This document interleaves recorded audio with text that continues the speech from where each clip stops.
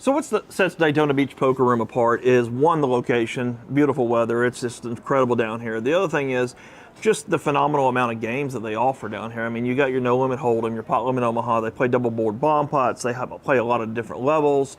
They have all the other games, one card poker. There's face up Pai Gow.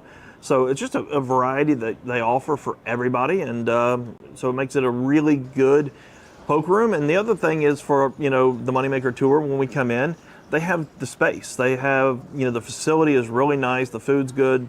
So yeah, they just have a really good facility to host us. So yeah, again, this is the biggest event in Daytona Beach history, and we're super excited to be a part of it. What makes it stand out is the players come all from really all over to come play the event. We have people coming in from out of the country. We have, we have a vast array of people coming in. The weather is incredible right now. If you ever want to step outside, it's just super incredible. They have a nice terrace that you can go do that, and everything they do here is just really top class.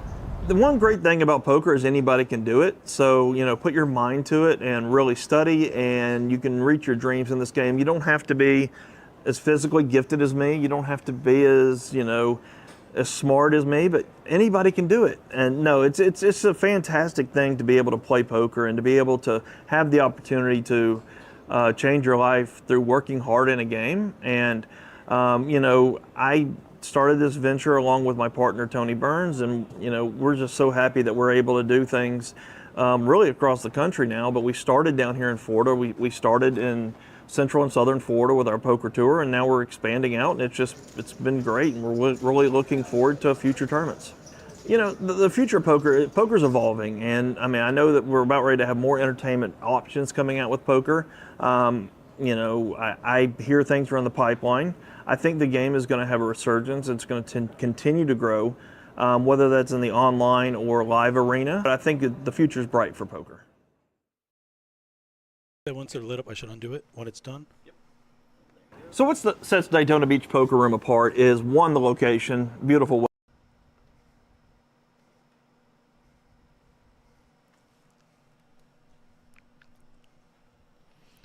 Welcome everybody to the Daytona Beach Racing and Card Club. We're about 30 seconds away from the MoneyMaker Tour Main Event Championship Final Table. My name is Tom Wheaton from Above the Felt Entertainment and Faded Spade, and I am joined as co-commentator Mr. Ryan Unger, the Assistant Poker Room Manager at Orange City, and we're here with you for the final table of 6 of a almost $400,000 prize pool, with first place walking away with close to $90,000. Ryan, what's going on, my man? Hey, Tom, it's so exciting to be here. We are back with the 6 players. They started with 38 yesterday that bagged the first 3 days of this $1,500 buy-in, $300K guarantee tournament. These final 6 players make up some of the great players around Florida, South Florida, Jacksonville, Orlando area. We are well represented. A lot of experience, and $87,000 in change up top. We're going to change a life today, possibly, Tom. I love it, man, and I love that the chip leader, with almost $3 million in chips, Roger Thompson, is a recreational player amongst a lot of these pros. So, look, what you see now and hear now is Byron Rodriguez, the tournament manager for Orange City and Daytona Beach, just explaining to the players what's going to be happening as the cards begin to get dealt. Away we go. You can see real quick, you have Felipe in seat 1, you have Aaron in seat 2, Roger in seat 3. As play goes around, you'll see Andy in seat 4, Ramy in seat 5, and Lee in seat 6. Roger, your chip leader, is on the button this very first hand. And we'll get to know a lot of these players as play does proceed, depending upon who's playing in hands. A lot of these folks I've had the pleasure to battle with here in Daytona and Orange City. One of those players, Aaron Spears, does raise it up with King 5 suited from the cutoff to 110K. Aaron is a beast, sitting at just about 30 big blinds. And Aaron and Roger did play together most of day 2, along with Ramy. It was a very tough table when they played down from 18 to 9. So these players have a lot of experience with each other yesterday. The blind levels right now, there's still 30 minutes remaining in level 24, which is 30-60 with a, 25-50 with a 50K big blind. And what Aaron tells me is apparently he could not win a hand off of Roger yesterday for the entire final 2 tables. Everybody has that one player where you know you might as well just not even try. Board of Queen 6-6, not a lot going on for anybody here. We'll see if Aaron follows through, which he does. So the blue chips are 25K. It looked like a bet of 150. We're going to see a fold. And over to Ramy with 10-8. Just 10 high is going to let it go. And Aaron can't win them all if you don't win the first one. And I am looking forward to seeing Ramy and Aaron battle today, two of the more experienced people at this final table. Ramy with over 3 million of Hendon Mob results. I've seen him on the tour on a lot of the tournaments I play. Aaron coming in at about 300K. So I imagine those two will be battling at some point. And Raminator, he goes by sometimes, did take down a trophy in one of the other Moneymaker events. There was 12 trophies on the line. Wait till you see a picture of this main event trophy. It is pretty substantial. He said that was just the appetizer. Kept telling me yesterday he's ready for dinner, and that'll be later tonight. Did you have a chance to pick up the new Moneymaker Tour trophies? It's almost like a sword in the stone moment. I didn't have the power or the strength. I feel like you need a wheelbarrow just to bring that thing around. Like Tony must have some serious super strength. You're not flying that bad boy home unless you're buying it a seat. What's up to chat? We hope you are active. There's people coming in now. I know we're going to get a decent amount of views today, not just because of the stacked final table, but this is just what the Moneymaker Tour brings to poker rooms. And I'll tell you what, man, I have played at the Daytona Beach Racing and Card Club and the Orange City Racing and Card Club since I started playing poker, Ryan. And they are two of what I would call hidden gems in Florida that are becoming so much more well-known, and I'm so proud of that. If you are local in Central Florida, South Florida, North Florida, I urge you to come on up here on a weekend and play. Come up on a weeknight and play. You will find a lot of action at the 1, 3, 2, 5, 5, 10, even bigger stakes. And every single quarter, it seems that Fred and company just want to continue pushing the envelope and bring in big tournaments like the Moneymaker Tour here with a 1,500 buy-in. So I love the poker ecosystem in Florida continuing to grow.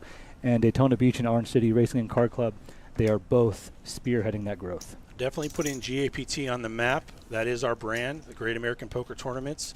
We have satellites in all our events, and there's usually a 6-figure guarantee, if not quarterly, at least 3 times a quarter, anywhere from 100,000, 200, 300,000, and even our new Super 40 tournaments on Saturdays.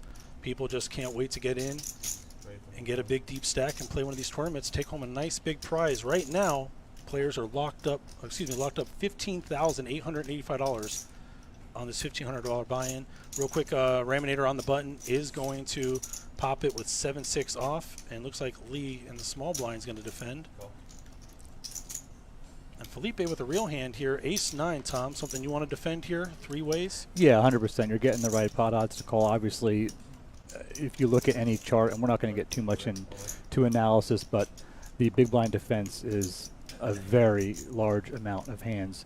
But here you see Felipe just play extremely aggressive, I think as one of the shorter stacks of the table, and he decides just to put both to the test with an all-in, which I think is a fine play.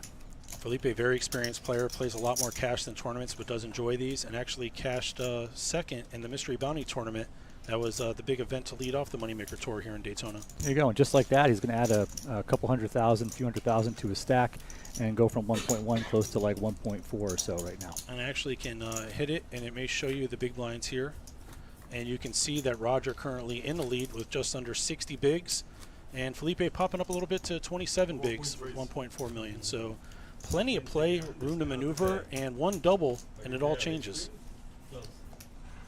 And we are starting to hear some table talk. Ryan and I will make sure that if the table is talking, we are not.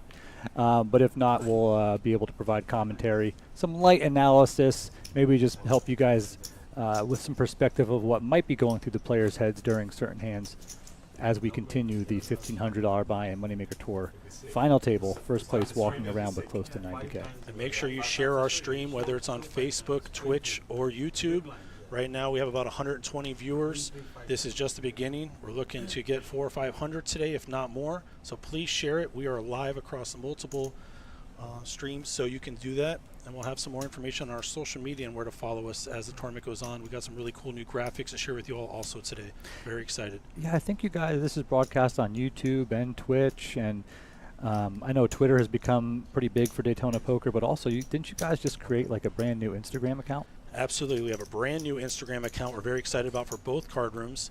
We have Orange City Poker and Daytona Poker. If you want to give them a follow, please check it out. Starting Memorial Day weekend, we're going to be bringing all kinds of new content and giving out giveaways and future tournament tickets. You don't want to miss out, so find it, hit the follow button. I know on Thursday night, Kyle and I were in here raising up awareness on the new Instagram account, and we doubled the numbers.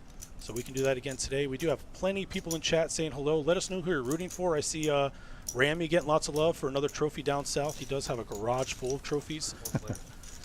And we have a really fun hand brewing here. I believe it was Andrew from the Hijack that raised it up to 110. Ramy obviously calling with the 10-9 of spades. Also from the cutoff could be raised potential, but he elects just to call. Then you've got pocket sixes and pocket fives in there from Lee and Aaron with a flop of ace, six, ace. Lee just smashing the full house. Unfortunately, we see nobody else in the hand holds that ace. No, looking at those equity numbers, this is Lee's hand. Now we'll just see how much money he can extract through the next few rounds of betting here. 500,000 already in the pot. Looks like he's reaching for those blue 25K chips. It's at least 200 there. Maybe going for the old 235.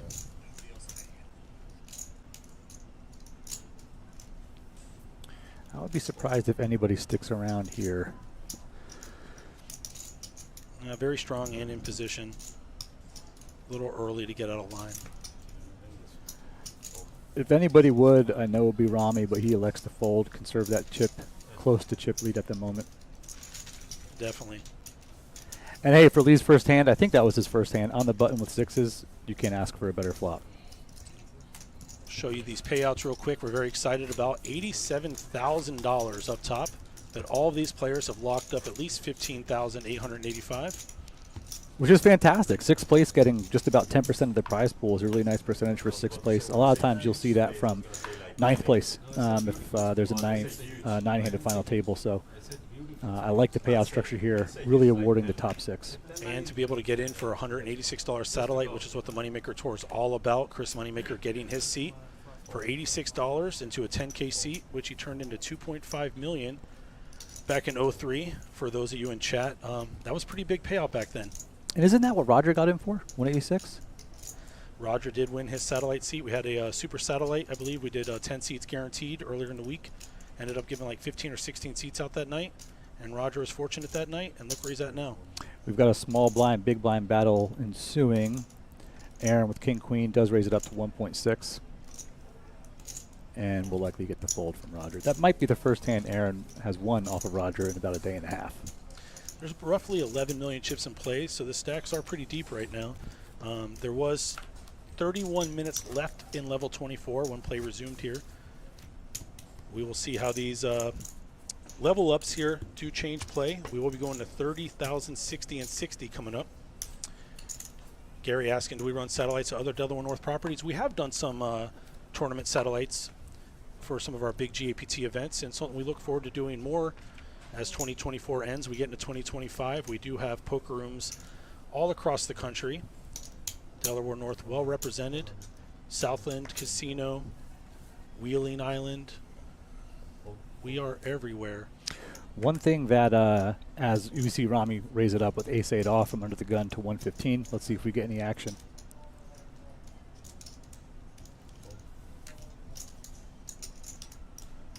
Andrew got a pretty hand for a cash game, Tom, the 10-8 suited, but... Give me 10-8 suited in the big blind to one raise all day. No, so we are going to be Unfortunately, he doesn't know he's absolutely dead if an 8 does hit. Yeah, ace of spades would be interesting. Not willing that. Speaking of spades, we have a flop of 3-6 king, king and the 3 of the spades, so Andrew does have a flush draw. Ramy, not much. I do anticipate he will put out a continuation bet, especially with the lone king board.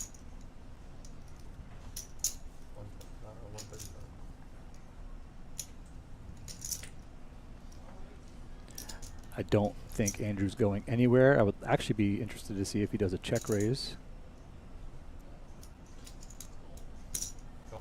He does call. Pot grows to 575.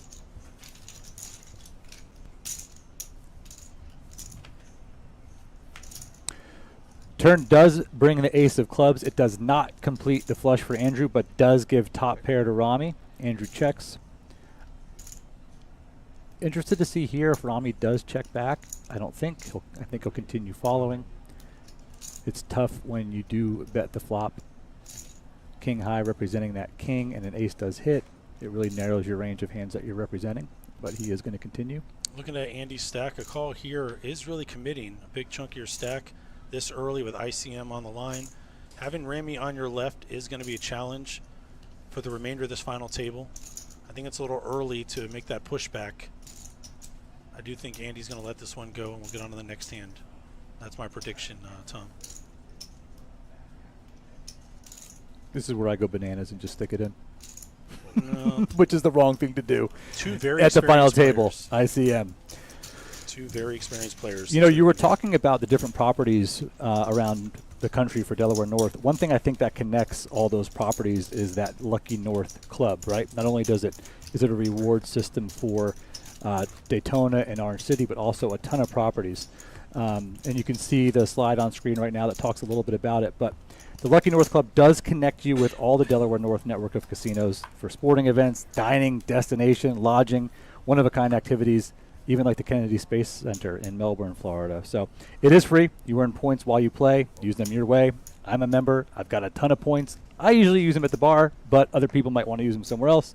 And then even hotel discounts, like the partnership with Courtyard Marriott in Titusville for 25% off. So if you do play at any of the Delaware North properties across the country, I do recommend sign up for Lucky North Club. It just has a lot of benefits, and the more you play, the more it does pay versus points. And Tom, if it's your first visit into Daytona Beach or Orange City and you sign up for one of those Lucky North player cards, your first $5 bet is on us, which a lot of players use on some of our table games. So very enticing. You want to come in for a night out, get a player's card, get your first $5 bet, and then go meet Tom at the bar for one of those land sharks or whatever it was you were having, or maybe a mint julep this weekend during the Derby, Tom. Let's go. Let's go. All right, Rami, big blind queens. It looked like Andrew from the small blind just elected to call. Rami does raise to 145. And again, you're in a spot that here is where a quick call. Ace deuce versus queens. I was about to say he's in a spot with his 15 bigs where he might just come over top, and he does. You're out Rami of position snaps. against a very experienced player. You're going to have to make a stand eventually. Ace deuce is probably not high up on the list, but this is the hand he chose. Rami just happened to wake up with queens. And an ace of spades is not going to be any good, but he does have a straight draw. Turns or flops the gutter. He's going to need a tray or an ace, but no spade. Board pairs fours. The equity's really in Rami's favor now. 9-1 favorite, it seems. And like that, Andy is going to be eliminated. Andy came into the table, sitting fifth in chips. He's going to walk away with $15,885. We do thank Andy for playing. Great player. See him on the cash streets. He is a 4-card player. If you ever catch him on an Omaha table, you're probably in trouble. But great player, great guy. Sorry to see Andy go, but we are now down to 5. I did play with Andy a couple times during one of my multiple bullets into the tournament, and he was a tough player at each of the tables I played at. Good to see him final table. I know he really enjoys, like I said, playing 4-card most of the time, but he did make a great showing in this Moneymaker Tour. And these players have now laddered into $19,000 in change, Tom, on a $1,500 buy-in with 296 runners. What a dream. Like, I'm not going to lie, I'm a little jealous right now. As much as I love being here with you commentating, You were in those streets. I was Bubble Boy 1B and just off the bubble 1A, so it wasn't my time. The true bubble. The true bubble, yes, the stone bubble, but we're not going to talk about that. Aaron, ace-3 from the hijack, raises it up to 110. Rami might be thinking about getting mischievous here, and he doesn't. Rami is currently your chip leader now. We'll show you the chips after this hand, but things change quickly. Did you mention something about the Kentucky Derby and That's that coming right. up? Absolutely. This Saturday, we are going to be having all kinds of activities for you to enjoy at the Orange City Racing and Card Club and Daytona Beach Racing and Card Club. If you come to Daytona between 4 p.m. and 7:30, you will have a chance to hear our band we're hosting, which is Funk and Country, along with a Kentucky Derby hat contest and a free T-shirt giveaway. We actually have a promo to share with you in just a little bit from our Pure Mutual director, Amelia Amada. She did film a little segment for us. We will play you.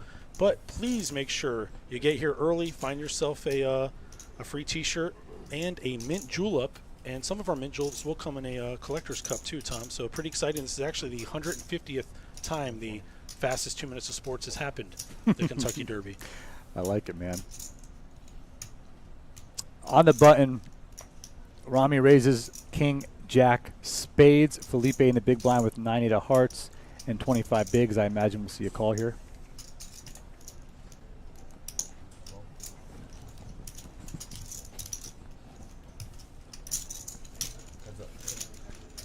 That's our dealer, John. Lets us know it is heads up to the flop. The 9-8 suited versus king, jack suited. And both players are going to get something. Rami's going to have a top pair with a jack kicker. And Felipe has bottom pair with eights. 300K in the pot. Rami's coming out there. It looks like 130.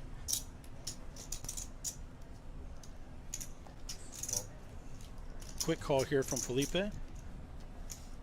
Assume these two have played together some previous tournaments, so see what kind of reads they have on each other. Both players are going to have a gutter now. Looking for each other's cards, it seems. Rami also would have an ace for Broadway. But you see Felipe's out to the top. He's got the jacks or an 8. Doesn't want a 9. Does miss that completely, but with just 8s, he's out of position here.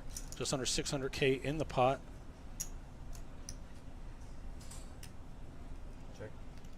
We do see the check, and let's see if Rami's going to go for some value extraction. 25. Announces 2 1/4. I think Felipe will get away from here too, Tom. I'm not analyzing, just going off a hunch. It's a really dangerous board here where it's really hard to call with a pair of 8s here. Fourth pair, a lot of potential. He blocks some of Rami's draws that would have missed. It's tough to hang on here. Felipe, solid player, maneuvering his way to second place in that first Mystery Bounty tournament. Really tough field in that one too. Great turnout. All the tournaments combined, we're set to have 600K in guarantees, Tom. We hit 900,000 this time, which is just fantastic. Let's go. Well, that's the value of poker in Central Florida, what Daytona Poker is putting on, and when you bring in the Moneymaker Tour, that is growing in spades. Chris, Tony doing a fantastic job. You're going to continue to see these numbers rise in Central Florida and really anywhere that the Moneymaker Tour does go. And don't forget about GAPT and Byron Rodriguez. He puts the best structures around. Day 2 in this was 60-minute blinds, and you really can't beat that anywhere. Shout out to Byron, who works what, 16, 18-hour days for 2 weeks when these things are going on? It's easier to count how many hours he hasn't been here the last few days. There's your current chip counts. You see Rami nearing 70 bigs. Felipe now down at 20 bigs. You see Aaron, Lee, and Roger in the middle. But with the blinds the way they are, anything can happen. Get some free insight from Rami here. So you're that player. You reads me. Huh? You read me right there. It must have been the shades. That's pretty good read then. You read it right. I like the respect that. banter. I respect good reads in this game. More than blanket all-ins. Well, you can kind of tell a little bit that Rami knows he is the more accomplished player at the table, and I think you're seeing that come out in his personality a little bit, trying to be table captain, trying to acknowledge other players, kind of take that pole position, if you will. We're in Daytona Beach, right? On the poker table, and I don't imagine that's going to stop anytime soon. 8-5 versus Jack 8. Felipe with the 8-5 does make bottom pair, or excuse me, a pair here on a 5-high board. But Aaron is going to bet out. Felipe will look him up. Aaron looking just for some jacks here. Since both players are sharing an 8, that's a queen. Got 300K in the pot. See if Aaron has the heart to go on fire again. He's going to slow down here. Ace, a little bit of a scare card.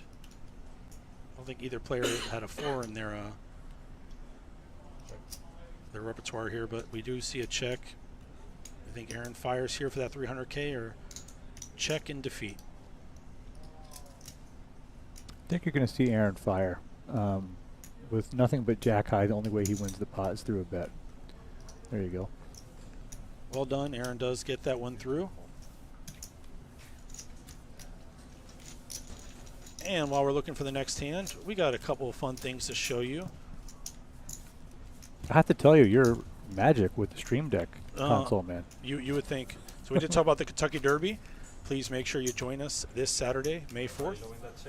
This is the 150th running of the Kentucky Derby. You can make all your bets either in Daytona or at the Orange City Racing and Card Club. But in Daytona, we will have a band playing till 7:30. That's Funkin' Country, and T-shirt giveaways and hat contest. Wait. White Claw specials? Let's go. I didn't want to get too involved in that, Tom. I can't have you run into the bar during the stream. I mean, are we just making me sound like an alcoholic or something during the stream? I don't even drink that much. I just don't have a button here for a server to come, not like at our tables where I can have someone come by for you. But I'm good, man. Red Hot Chili Pepper Lego, good to talk to you, says Ramy's very good. Must have a soul read in all of South Florida. I think it's pretty much most of Florida if you look at the trophies in his collection. He has a lot of hardware there. I'd hate to have to move or remodel if I was Ramy. Might need a separate bedroom for the hardware. This trophy is substantial. So we have a 10-7 tray board, 2 clubs. Roger did have a queen 4 club, so he's going to have a flush draw. Ramy has a pair of 6s lower than the 10-7 on board. He's going to turn a gutter. And the 2 chip leaders here getting into a pot is going to be excitement for everyone else at the table. Yum yum when those guys start battling, Tom. You see that ICM ladder, that $19,000 locked up, and $24,000 and change for 4th. That's a 5K pay jump. It's pretty exciting. Yeah, you're not kidding. Sometimes at these final tables, patience is a resource, especially as one of the middle stacks. Sometimes, depending upon the table, if you have a tater that's tighter, then you want to get after it a little bit more and maybe open up your range. But if you have a table that's active, sometimes just kind of being patient, waiting for your spot. You might see some of those bigger stacks get mixed up and ladder up just through patience. So it all depends on the type of table you're at and what you see the environment being tight. You can sit back and watch the big stacks battle. You're in a good spot. Yeah. So Roger does make his flush. Depending on what he bets here, see if Ramy thinks his 6s have any value. He does have the 6 of clubs, and as a tournament player yourself, you may know what that actually means. But Roger does put a half pot bet out, now giving Ramy about 3-1. He does grab calling chips quickly. Let's see if he sniffs this out. Ramy was the action pre-flop. He does make the call. He's going to see the queen high flush. And I'm not too surprised about that call there. There wasn't a ton of strength shown throughout the hand. He is blocking the flush with his 6 of clubs, and I'm sure he just thought 6s could be good, especially if Roger's betting with a river 2 or something like that, which, again, you shouldn't if you think it's the best hand, but Ramy knows what's going on here. Running to perfection. It's called. You have to hit the river to win still. You would have bluffed if you make it like 700. Same. He's not betting 700. Luckily, this is a tournament, so we won't see any slow rolls, Tom, but there does seem to be a little banter going. I do believe these guys have some history. You played in a cash game the other night where there was a slow roll. It happened before you got to the table. Nice. But Mr. Moneymaker was there, and he was doing what he's good at, which is having that best hand and showing it last. Yeah, you know, with this table talk, I like it. I like how they're talking about hypotheticals. They're all trying to kind of one-up each other when it comes to their knowledge of the game, I think, a little bit. But yeah, the cash game the other night was great. It was a 5-10-25 game.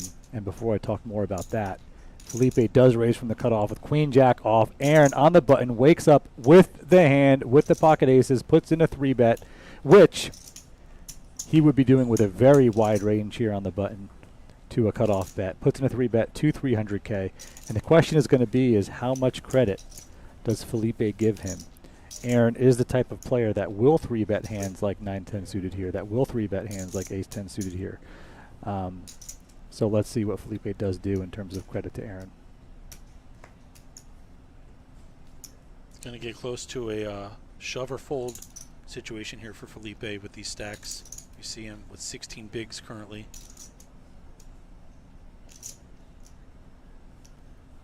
He does get away from it. You know, I think if he has a hand like ace-jack there, he might go ahead and jam the rest in, which is unfortunate for Aaron, but also very fortunate for Felipe. Tom, what are you doing Memorial Day weekend?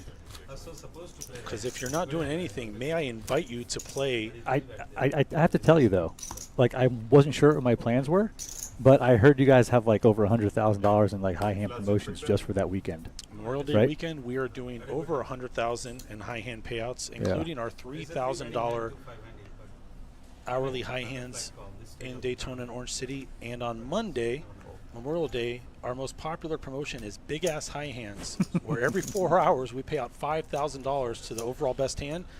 But get this, you hit a royal flush, we just give you $5K on the spot and put another $5,000 on the board. So $100,000 total payouts Friday through Monday, Memorial Day weekend at Daytona Beach and the Orange City Racing and Kart Club. What's so super sick about that is the first royal flush I ever hit was at Orange City on a high hand day. The first week they ever had Faded Spade cards in play. But I didn't get $5,000. I think I got like $500. So Was it in spades, Tom? no, it was Because in that hearts. ace of spades is the It prettiest was card in the hearts. deck. Thank you very much. It was hearts, but yeah, guys, Memorial Day weekend. I mean, that's a heck of a promotion, and I love the name of it. I love how it's called the Big Ass High Hands, but on our notes it's the @ symbol, not the A. You know. Chat, who's going to be coming over here Memorial Day weekend for some big ass high hands and a chance to win over 100,000 in cash high hand promotions? Let us know. And in chat, let us know, where do you play? Do you play at Daytona Beach? Do you play at Orange City? What's your preferred room? And what games do you play? So we are 5-handed here. Players have locked up over $19,000. This was a $1,500 buy-in, $300K guarantee. A total of 296 runners over 3 days. These players came back along with 38 total players yesterday to play down to the final 6. And it took a long time, Tom. I watched them play from about 27 down to 13. I decided to take a break myself. They got to the final table, and apparently there was like a 3-way all-in, and it went from 9 to 6 pretty quickly. But coming back today, locking up 15K, knowing there's 87,000 up top, and at least a 25 to 30-pound trophy. I mean, what a day. I would say I'm going to take the over on the weight of that trophy. That thing was just massive and heavy. I think the word was substantial, and we will get Tony Burns in later to talk about that trophy, and if he could actually carry it in here without hurting his back, maybe he can show it to us. Well, I love that Daytona Beach Racing and Kart Club, Orange City Racing and Kart Club. I love that you guys are partnering with the Moneymaker Tour. I think there's such a need for this type of kind of mid-stakes poker tournament company and series here in Orlando and Central Florida. It wasn't like this since the old HPT days, right? Sure. So it's just such a great series for people to come out. You get to come out, you get to play with Moneymaker, you get to meet him, the unbelievable service of Daytona, a great 1,500 buy-in, 400,000 guarantee. Like, you don't have to really leave Central Florida. It's pretty beautiful. Under the gun, Roger does raise with 9s to 115. You'll see Roger does have 64 big blinds. Rami with the 55. I think we're changing his name to Rami Brunson with 10 deuce here. Nicole in chat said she wants to see how Rami wins. This is a study session. Well, there's your 3-bet with the 10 deuce. So lesson number 1 in full effect. Well, you know, if you're going to randomize, might as well pick the Brunson to randomize, right? In position on the cutoff. I don't think he's going to get away with it here, although it may cause Aaron to ditch his king-queen off, which he does. I imagine Roger will make this call, and depending upon this flop, we're going to see if Rami has the heart to fire and fire and fire. And here we are again with our 2 big stacks. I got to believe here, though, Rami is smart enough to know when Roger raises under the gun, which in poker, for those watching, does mean first to act, and then does get the call to his 3-bet. I imagine Rami's going to put him on a pretty tight opening range and proceed with caution. So Roger does make the call. He will be first to act. We're going to have a pair of 9s versus the 10 deuce. We're going to call it the randomizer for you. Raminator with the randomizer. There you go. Oh, God. 6-9 king. Roger just smashes the set. I would love to see a check here. He does check to Rami, who really has to bet here. If you're going to go ahead and play 10-2 with a 3-bet, you've got to follow through with a bet here, in my opinion. Represent the king. 435. He does, and he's going to get the bad news pretty quickly. Interesting to see if Roger does just call here or elect to raise. I would love to see just a call. Not because we could see the cards, but just because there are a lot of hands that Rami is c-betting without anything on the flop. So for an amateur player like me, that always feels like an ace-king from him. But, oh, Roger is going to go. He's going to make it actually easy on Ramy here. Lets him off the hook a little bit with a bet that big. Oh, Ramy's he does gonna raise let to it go. $2 million. Yeah, look at that. If Roger could see the holdings, obviously he would call, but He's just like, screw this. just announce it. Get the chips in the middle. No, but say still the great 2 milli. pickup. Snap fold. great Snap pickup fold by from Roger Ramy. here. What if the board was 9-10-2? Let's go. That would have been fun. That one did hurt Ramy pretty bad there. Roger now at 85 bigs, but we've seen Ramy spin it up. I talked to him about yesterday when they were down to 15 players. He was down to 4 big blinds. But as he's maneuvered through these big tournaments all over the state of Florida, he does know how to find spots. He was down to 4 bigs yesterday? Yeah, he told me he had 100K at some point, and blinds were pretty high, I guess. He told me he had 4 bigs and found a couple hands in a row. Didn't have to show down many either, which is always great. We talked about that earlier. How can you make a final table without being all in? I don't know from experience, Tom, but it can happen if you're fortunate that day. A lot of people in chat now, nearing 200 viewers. Remember, we are live. Multiple platforms, Twitch, Facebook, and YouTube, the main ones. If you want to share it, please help us out. Say hi in chat. You do have, I'll call him Dr. Tom Wheaton here today, and representing all of the different venues and all of the projects businesses. you're in. Yeah. All of the businesses. Yeah, including the cards on the table, Tom. And here we are again, where it folds around to Aaron in the small blind. He does elect to raise up with queens. Roger does have a calling hand and Jack 10 suited. Tom, I haven't read a lot of poker books, but they say you always watch out for the guy stacking who's still willing to put chips in. Right. Right. So Aaron does check. Let's see if Roger wants to build in the pot. Nope. King 6-6 on the board. Aaron with queens does check. Roger checks behind. Neither player improves on the turn, just a 4. I imagine we'll see like a third pot bet from Aaron here. And Roger will probably let it go. And you called it. There's 100K. Roger gets out. And let's see if I can show anything fun here. We talked earlier about Instagram and where to get your information. You need to check us out at Daytona Poker. Give us the follow on Instagram. Also Orange City Poker. Memorial Day weekend, all kinds of new content will be dropping. I know, Tom, you've seen some of the production they're doing on this brand new content. It's going to be very exciting. We do want everyone to follow us. Also, you need to see us at DaytonaBeachPoker.com. You know, one thing I think that's really cool that y'all are doing coming up is the Women's Charity Invitational Weekend, and it's a WPA and Lips event as well. Somebody that works with me at Faded Spade and is what I would call the MVP of our team, Tara Smith, a.k.a. Miss Poker Mafia, a.k.a. the president of the WPA, was telling me all about this. So why don't you share what's going on at Orange City and Daytona as it relates to the Women's Charity Invitational Weekend? So Daytona hosted an event last month, and Orange City is now going to host from the 17th through 19th an event featuring Lips 20th anniversary. We're going to have a meetup cash game on Friday night. Lupe Soto, the founder of Lips and the WPA, and also the founder of the Women in Poker Hall of Fame, will be on hand. And on Saturday, we're doing the Lips Toast to 20 $200 buy-in with a charity component benefiting the Women Poker Association's Raise It Up campaign, bringing awareness, information, getting card rooms on board to make poker more accessible and fun for everybody, getting women poker players to come in and play brick and mortar. And then they're doing something really special on that Sunday, $185. It's a satellite to get into Ladies Week in Vegas this summer. So you want to buy yourself into the women's $1,000 championship, the World Series. That's a good way to get into that. So check out more information. You can go to Facebook, Instagram, and X, or like I said, OrangeCityPoker.com or DaytonaBeachPoker.com. And we have another hand in play. And Tom, we joked about possibly having a mystery hand at some point. Means the players may be getting a little rough with the cards here, but we do have Aaron with the mystery, Ramy with a gutter. Does not get there. There's 3 hearts on board, and not really inflated pot here. Pretty small. I love these mystery hands. Yeah, sometimes either the cards aren't read by the reader, or there could be a problem with a chip, or sometimes we just don't. I did this a couple times on the live stream where I just forgot to put my cards over the reader. It just happens. So, but when it does happen, we'll play a fun mystery hand game. So for those in chat, if you want to go ahead and take guesses based on the hand's action of what people have when the cards don't show, feel free to do it. We will play along.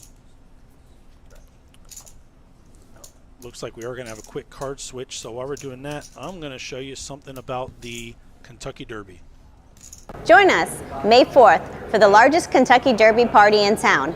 Bet on your favorite horses, savor a mint julep and a to-go souvenir cup, and groove to a free concert by Funkin' Country from 4 to 7 p.m. Don't forget to don your favorite Kentucky Derby hat to win cash prizes.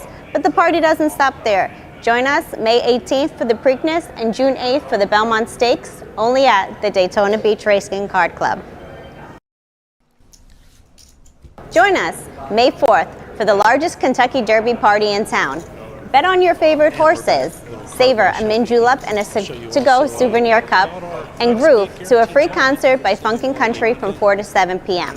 Don't forget to don your favorite Kentucky Derby hat to win cash prizes. But the party doesn't stop there.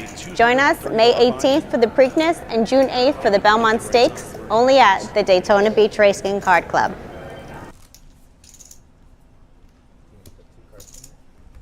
$230 buy-in, $25K guarantee. Average price pool has been about $38,000 over the last year. 30,000 chips, 30-minute blinds. You never want to miss out on a deep stack tournament that Byron Rodriguez, the GAPT, and Daytona Beach are hosting. So please join us. Looks like the graphics are still just a second behind. They did switch the cards out, as we would call a setup on our end. You know what I love about this, Ryan, is that, you know, you can't see it right now, everybody, but right behind this table are these two long counters.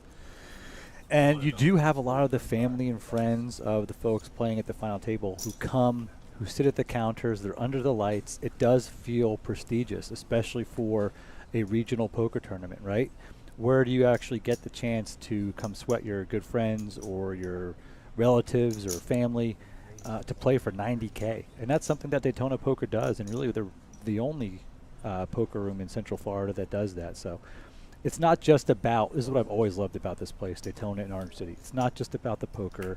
It's not just about the food or the racing.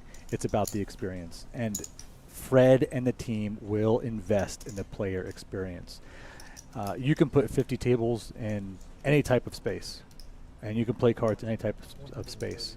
But the way you treat people and the experiences you give them is what what keeps people coming back, and that's what's kept me coming back here for 15 some years, man. So shout out to Fred and the whole team for really focusing on that player experience and giving these opportunities to local players to feel like they're playing on a stage. It was a great investment to do this live stream table, and we enjoy bringing these big tournaments, and even once in a while some other smaller tournaments and cash games. It's just fun.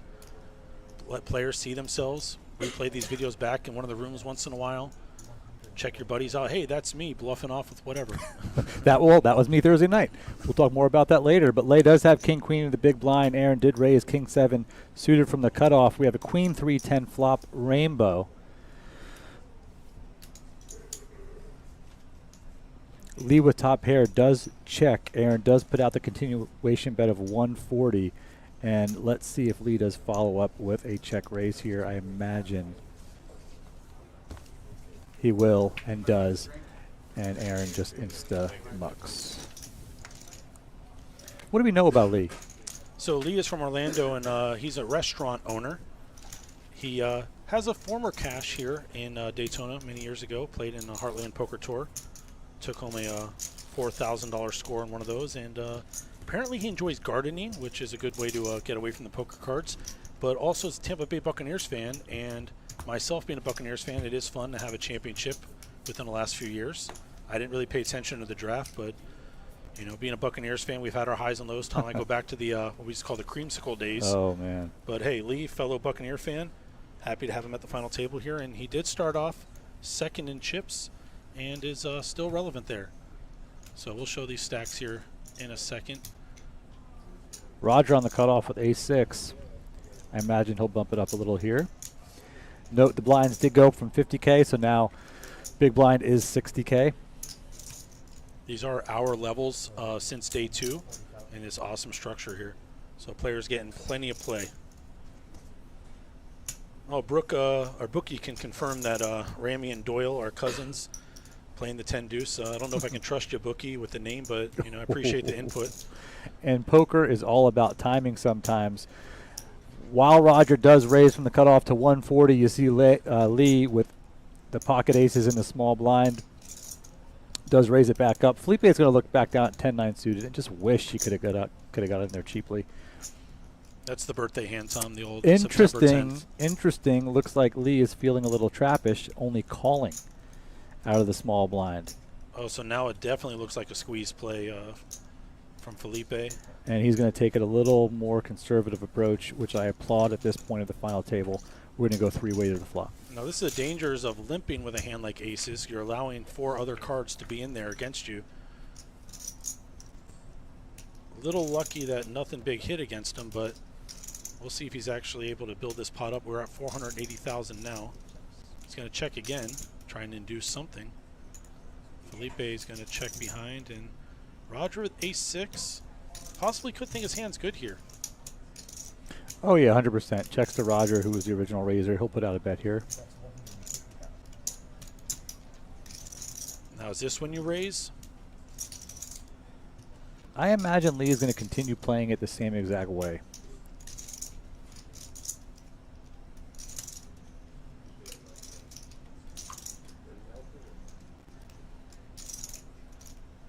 You do worry about the diamonds, you do worry about the 5, but you feel like the 5 or the diamonds might have shown themselves on the flop. 3-handed when there's 5 remaining. But the longer he takes, the more I think a bet is coming. I feel like Nick Schulman here when he says, I can't believe he actually does have that hand, right? I mean, is Lee sitting on deuce tray right now, the dirty diaper? No, he just calls. As I was saying, I think he's going to continue just to play this extremely slow. I think he's going to try and maximize absolute value from it. He might be being a little wary because of the chip leader. I don't know that that's the approach, but with the turn 5, he does have 5s full of aces. Again, checks. Question here, does Roger continue telling his story? I think he might shut down because ice high can be pretty good right now. And when he does get called by Lee, he's got to be a little bit scared of even a pair under kings over 5s.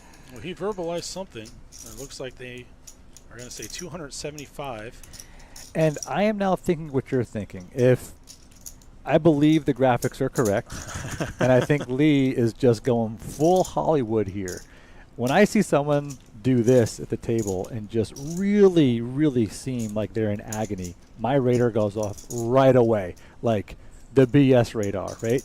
So let's see what happens. I imagine he's going to just call here. There isn't a world where he can put Roger on a 5, right? So he's heming, he's hawing. He's like, oh, man, do I have the best hand? I don't know. Is it king good? So let's see what happens here. I imagine he's going to just call again and continue the same type of slow play that we've seen throughout the hand. What do you think about that graphic at the top? The true one-outer, a 5. The 5 for the judge. That might be my favorite graphic I've seen all day. He does call 275. So he made his decision he made his decision pre-flop. He's just going to try and milk this puppy for all it's worth.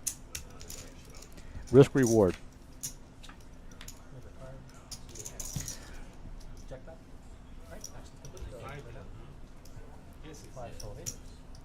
I think it goes check, check here. Yeah. I think everyone at the table is probably. Oh, okay. I am a little confused, but it looked like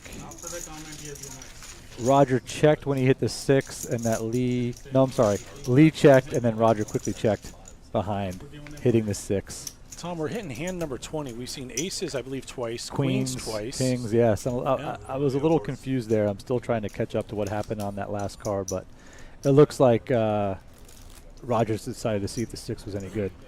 And we do have chat asking about the Hollywood. We're not doing any Academy Awards here, but Lee did surprise everybody. Even the dealer probably was, oh, okay. Pocket 1s. That'll hold up. 5's full.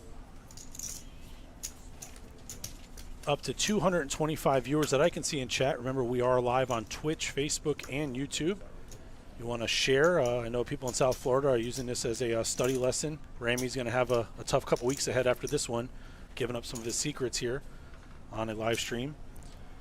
Tom looking through our notes for some fun information to share with you all. We do see Roger going to go back and try and win some of those chips back here.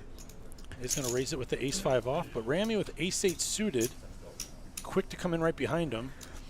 Oh, he does elect just call. Interesting. Okay, on the cutoff, he does call with ace-8 suited. I was wondering if he was going to 3-bet there.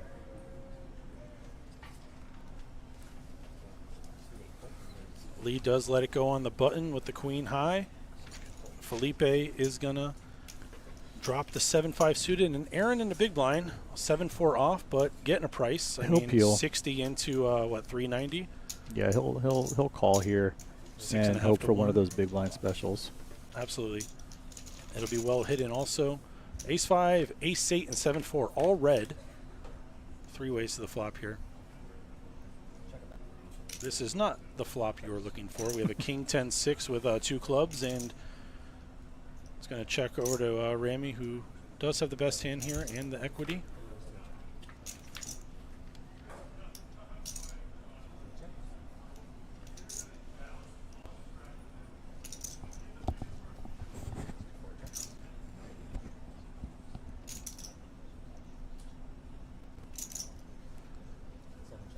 Does check around on the turn again. Nobody electing to even stab at the pot with the Jack of Hearts. River, I don't see much happening here with the Ramy showdown value. Check is likely coming, and he will win the pot. Unless it's a chop. Let me see here. Nope. So aggression does take that on the river, or did it go check through? I missed you. Checked all the way. Checked all the way. I was doing production here. It was really eventful. Awesome. So we're going into hand number 21, I believe. We do have some stacks to share with you all. Lee with those aces played him a little slow. Him and Roger near the top here. I want to see what he's raising. Felipe has some work to do, it looks like. And we'll show you the payouts as well right now. See, Andrew finished 6th today for $15,885, and all these players have locked up $19,000 and change, but all eyes on top, $87,000 on this $1,500 buy-in. Curious what you had when you were bet 2 million. Now you see Lee with ace-jack offsuit. That is king, the nines. We'll know anyway. Like you said, we'll know anyway, like few minutes. Lee does find a raise. I didn't have much, I was just trying. Oh, and Felipe on the button with the jacks. I love these situations when you're on the button with a strong hand because it's so disguised, because 5-handed, there is a wider range you're going to be 3-betting people with. And a hand like ace-jack here with 58 bigs is likely going to call. 595. Put 130 in, facing a total all-in of 595. And you're just never expecting to see jacks here. No snap is always good. A lot of times you do get that ace lower kicker. A lot of times you do get a small pocket pair. And it looks like Felipe will have to fade 3 outs.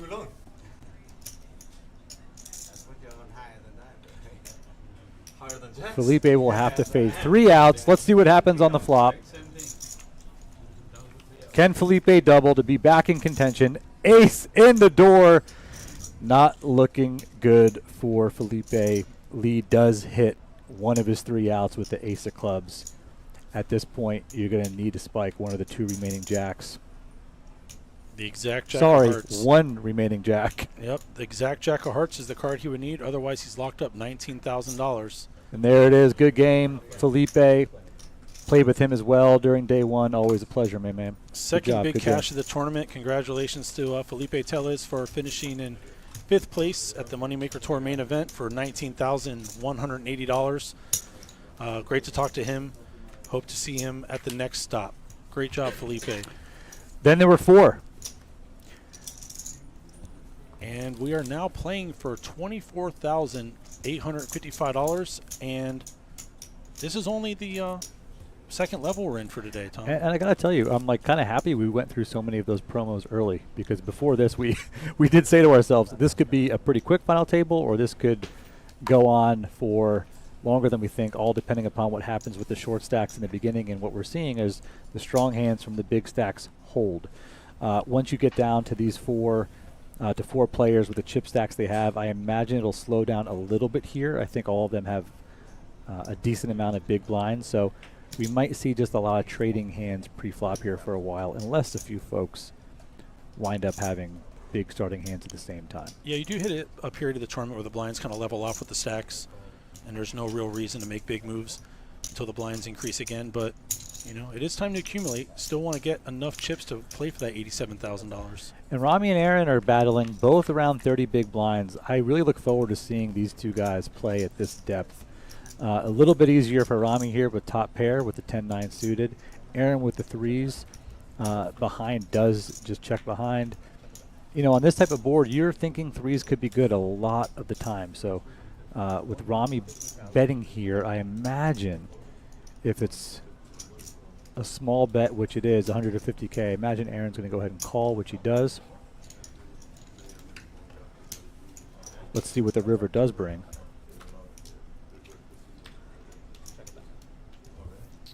I imagine this will go bet fold here.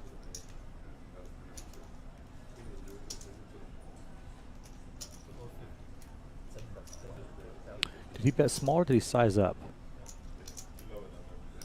450, he pretty did healthy. size up. Yeah, Two-thirds.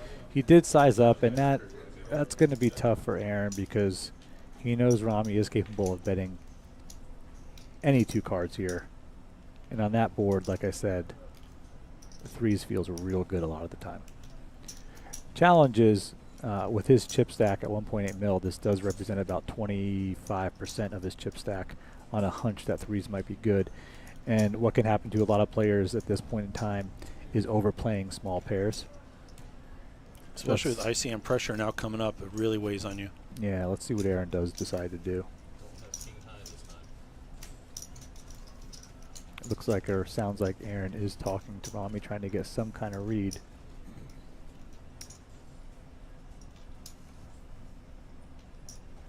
This is just one of those situations where, man, he really does just want to call emotionally.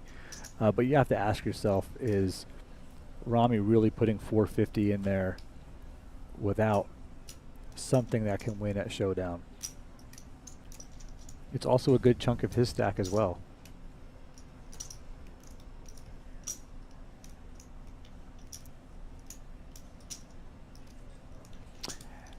Hand like ace high, king high, you might get a check more often from Rami in position, thinking that if Aaron does check back, the ace high or king high could still be good.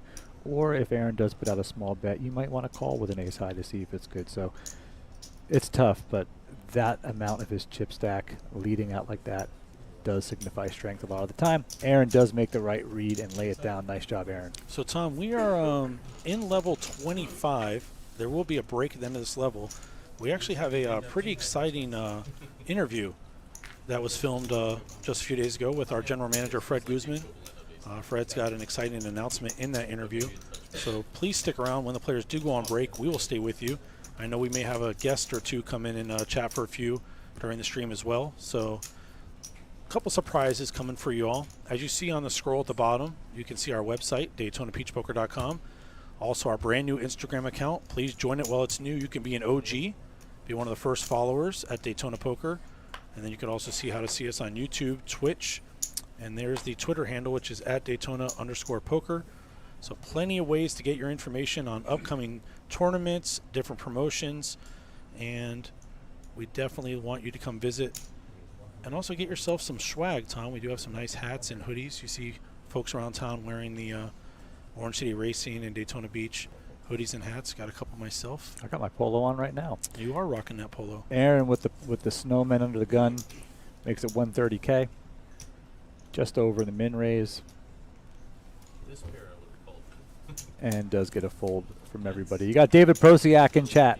Wish I had time to play this series. Sucks to miss stuff in your own backyard. David, don't feel so bad, man. I played with this in my backyard, and David was almost at your cash table the other night, Tom. he had late minute plans, but Dave might have came and visited we would with have you. loved to have had you. It was David, 2-card at streets, the, which live stream. you know, Dave does dabble in 4 and 2 card, but he would have had some fun with you all. Got plenty of people in chat saying hello. Very excited to see you all. 225 people currently, as I say that it drops, but make sure you are sharing this. Let everyone see it. We will live in the YouTube verse for a while afterwards for rewatches and more homework, studying Ramy and these other players. And there's Roger once again, who did get into this for $186. Let's go. One of the satellites. And he's locked up, Tom, $24,000. His lifetime tournament winnings, according to the old Hendon mob, up until this was $53K. So he is just 1 or 2 places away from doubling his lifetime tournament earnings. And for $186, that is amazing. Love to see it. Ramy picks a spot with the 6-5 suited, but Lee's going to look him up with ace-8. Aaron with the suited dirty diaper made famous and infamous at the WSOP. Interesting that Aaron continues to be in a lot of these situations in the big blind, with Ramy raising a decent amount from position and getting a decent amount of calls. Now here, Lee does just absolutely smash a flop with top and bottom pair. I don't see much else going on, so it does check to a turn where, well, hello, if you're going to turn a full house, you at least want somebody to have something. It doesn't look like we're going to get much action here, though. You miraculously have your opponent have pocket tens all of a sudden, but no, we do have aces full for Lee, but Aaron and Ramy literally nothing. Almost playing the board for Aaron, and actually both would be playing the board. Lee is going to put a bet out and will be disappointed when he does not get any calls. Really, ace jack there, bro? Ramy with the open-ended straight draw on the river.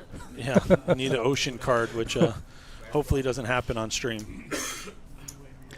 The rich get richer, plus 350K for Lee, up to about 80 bigs right now. We can show you a picture of the stacks real quick. Our graphic count here, you see Aaron with 29 bigs and Lee up top with 77. We are in the 30, 60, 60 level, 30,000 small blind, 60,000 for the big blind. And this tournament, like all others, are big blind ante. So the big blind is putting 60,000 in antes for everybody, and they're big blind. Might have full house there, we never know. Ace 10 or ace jack.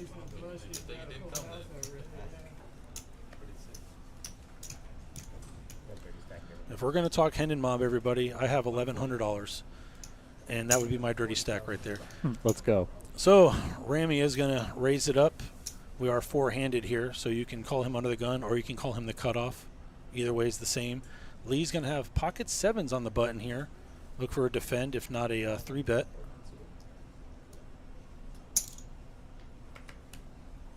Well, everyone has a little something. Aaron with King Jack in the small, and we have yet to see what Roger has here. I wouldn't be surprised if he shoves as a squeeze all in here. King Jack is a little bit light to be doing that, but even a hand like King Queen, he does decide to raise here. Clean 500 maybe? I had a feeling he'd go for the raise. Now, when you have the 27 bigs, it is a little too many bigs to just pure jam, but hand like King Queen suited here or etc. is probably a jam. I do love this, though, because you're forced to put these guys to the test. Looks pretty strong to Ramy, right? To see Lee call behind and then see Aaron to 3-bet there. Yeah, I think you're going to get a call from Lee here with sevens in position with the chip lead. Aaron doesn't know this, but obviously one of his jacks is gone. And we did see Roger fold a 7-5, so there's a 7 missing for Lee.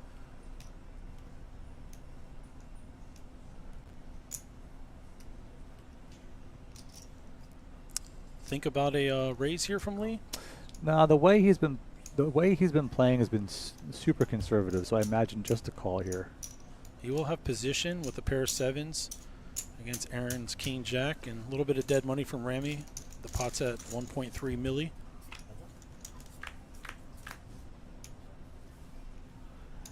The ace might slow everybody down here. Obviously, we do see that Aaron has hit his jack and a gutter to the queen, but sevens, I think, just shuts down here.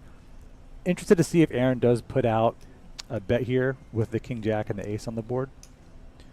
Looks like he is. I think he has to as the original 3-better. And you're going to get a quick fold from Lee. Lee hasn't changed gears. A big raise here could represent the ace, but I don't think he's going to get out of line, so this should chip Aaron up a little bit. We're having a Nate Diaz, Conor McGregor moment in chat here, so we're just going to watch the action here. I'm not surprised. I'm not going to finish the sentence. So we do have a gutter and a middle pair for Aaron. Lee with the under pair does let it go. And there's the fold. Aaron sweat for a little bit, wondering if he was about to just get jammed on, but he does take it down. Aggression pays off. Nice job, Aaron. Aaron, very thoughtful player, does play chess. Won't talk about his ratings compared to mine, but are you a chess player? I participate. I wouldn't call myself a player by any means, but do tease Aaron a little bit about his chess. You see him at the table and he's not in a hand, he might have a game going there. Look at our stacks again real quick here. We see we're 4-handed. Raminder Ramy now at 35 bigs. Aaron above him, and Lee holding on to that lead with 68 bigs. We are in the middle of level 25. This will be hand number 26. And yeah, you were right. They are 60-minute levels until heads up. Heads up then goes down to 30. So thanks for being with us. We are going to be with you to the finale of the winner of the Moneymaker Tour Main Event Championship here at Daytona Beach Racing and Card Club, where the winner will be walking away with $87,790. Not bad off of a $1,500 buy-in. We might grab a buy-in off of him, Tom, and send him to the 2-5 table with you and a beer. So come on down to Daytona, and who knows, when they have lots of money cashing out at that window, just drag them over to the 2-5 game, Tom. My favorite game here is the 5-5-10 game that plays during the week. I love that game. It is such a fun game here. I might knock the dust off and come deal to you, Tom. Let's go. And then loved the 5-10-25 game we had going on at stream the other night. I think you did a great job commentating. 3K no cap. That was a pretty fun game. It was so much fun. I bought in for 5K, bluffed off 2K just about immediately to Chris, and then fortunately did very well after that. But it's like he anticipated it. Oh, Tom's here. It's time to have a bluff catcher here. He knew what was up. He knew. He knew. You did show heart, and you picked the wrong time to shut it, or the right time, excuse me, to shut it down. Wrong player. Yeah, he was not going to. He was going to call whatever I bet. You could empty the clip on that one. I was about to 3-barrel, and he was calling me with. Like, he was your huckleberry, as they would say. He knew it was up. That's he great. knew it was up the second I 4-bet him. Aaron under the gun, Jack 10, raises to 130. As Ryan was saying, under the gun is really just cut off here, 4-handed. I see Nicole was in chat earlier, rooting on. Nicole's made a couple feature tables here. Look forward to seeing her again and possibly having her take down this Women's Charity Invitational. Nicole, look forward to talking to you about that. Nicole was giving me some garbage on social media about just not playing day 1A, 1B, and just playing day 1C to save myself a bunch of buy-ins. I wish she was wrong, but yeah, 1A and 1B. Nathan, Tom will work for beer. If you see him with a sign, it's probably legit. You guys were commentating. I'm non gratis or pro bono here. You already have a salary, don't you? Yeah. They own me. I'm getting my market value, don't you worry, which is not much. I'll solicit my whatnot channel. So here we are, 4-handed in the 30, 60, 60 level. 60 big line ante, 1,000, 60,000 for the big line. And Ramy, ace-8 a couple times today, is going to pop it on the button to 140, or what they might call at home 2.2, 2.3 bigs. Aaron with 9-5 suited is going to defend from the big line. Will be heads up here. Ace-8 off versus 9-5 suited against a couple guys that have been battling here and there today. Played together all day yesterday. Ramy's going to hit the pair, and Aaron's going to have a gut shot. He's got a 9 he can hit, or a 6 for the gutter. No backdoor hearts for him or anything. So queen comes on the turn.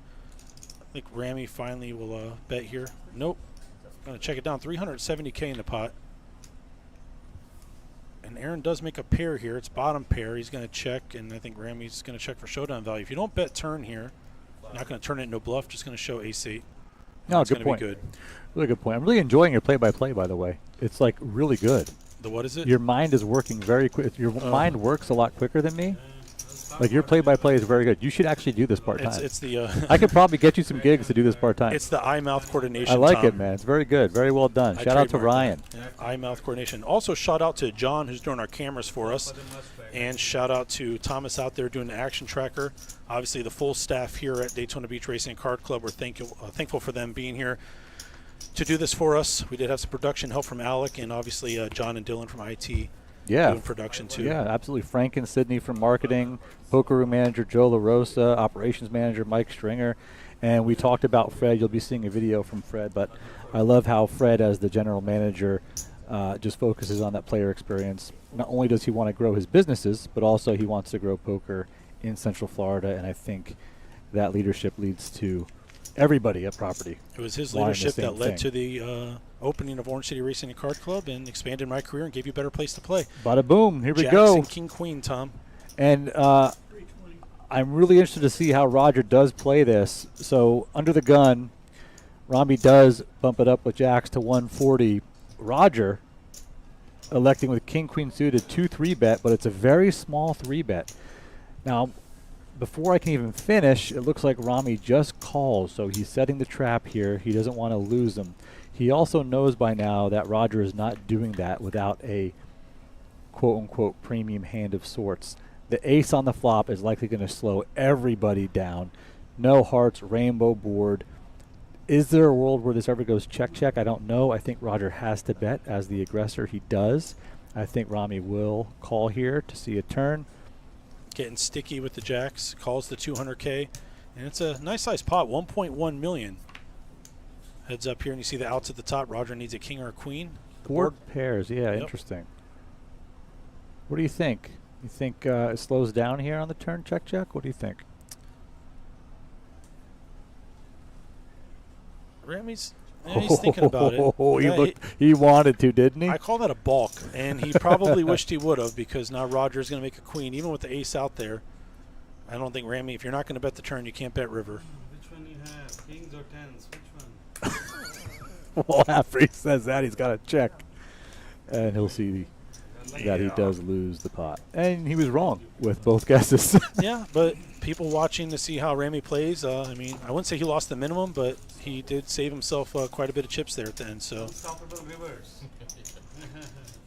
yeah, and he's good sported about it. He's been there before in these streets with chips. So we are four-handed. These players have locked up $24,000 and change. This was a $1,500 buy-in. We had 12 trophy events culminating in this championship event while MoneyMaker Tour was in town.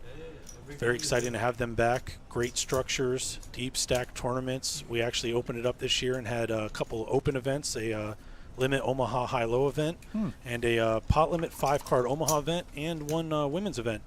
So a lot of opportunities to win a trophy. She'd hate to hear it, but my wife got to play in the older than MoneyMaker, even though they're the same age. MoneyMaker is 48, so if you are 48, you can play in the, we called it a junior seniors tournament, but it's the older than MoneyMaker for her cash this time around. So that was exciting. But they definitely brought variety. First ever mystery bounty. Literally blew away the whole town. No one knew what a mystery bounty was. Then he couldn't stop watching videos of people pulling $15,000 bounties out of a $500 buy-in. One of our regulars, Shonda, who also cashed in the women's event, pulled out a $15K. Super exciting. Oh, love to hear it. Can't wait to have another mystery bounty and double whatever the prize pool guarantee is, because now that everyone in town knows what it is, they're all going to be here trying to pull mystery bounties. So we are three-handed to the flop here with ace-4 suited, sixes, and the queen-8 suited. And look at that flop. Hello. Only thing that make this more interesting is if there was a 6 on board. 6 on board, yep. But you have a nut flush with a royal redraw and 95% equity and your Lee, and you've conservatively played almost every big hand you had, so you're going to check. Seems like Roger knows better than to bet the suited board. Not this time. He leads out for 150 from the small blind. If Lee tends to his stick to his script here, it's just going to be a call.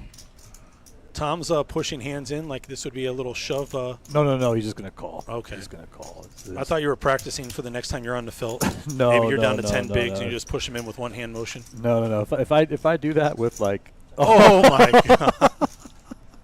were we talking about Royal Flush with hearts earlier? Is that what we were talking about? Now, does he win the 5,000 of the 100,000 He did weekend? not start with Memorial 2 Day cards weekend? in his hand on this Oh, one, but man. he's playing for 87,000. I think he'll be okay. So he's just getting the pot. Is that what you're telling me? Wow. If you're in Lee's shoes here, you're going to bet something, obviously. I mean, you can't check the nuts, Tom. That's a rule. But that is a rule. But what a spot to be in with a Royal. Doesn't get any better than that. Only thing could be better is if your opponent had some kind of flush here. No Hollywooding this time. He's going to put out a big bet. That looks about 350. He's going to go for max value. I didn't hear what he announced. I thought he said 500. 200. Okay. Oh, never mind them. The old 205 bet. And it's actually cheap enough to induce maybe here. But with no hearts, what can Roger beat? No hearts can't beat a queen. Bye-bye. Here comes the fold. He's going to show it. And Aaron, that's the rule. That's Aaron, who's got the royal. And he shows it. I mean, it's very exciting to see a royal anytime, especially on a stream. But not the pot he wanted to win, but wow, what a hand. Very sweet.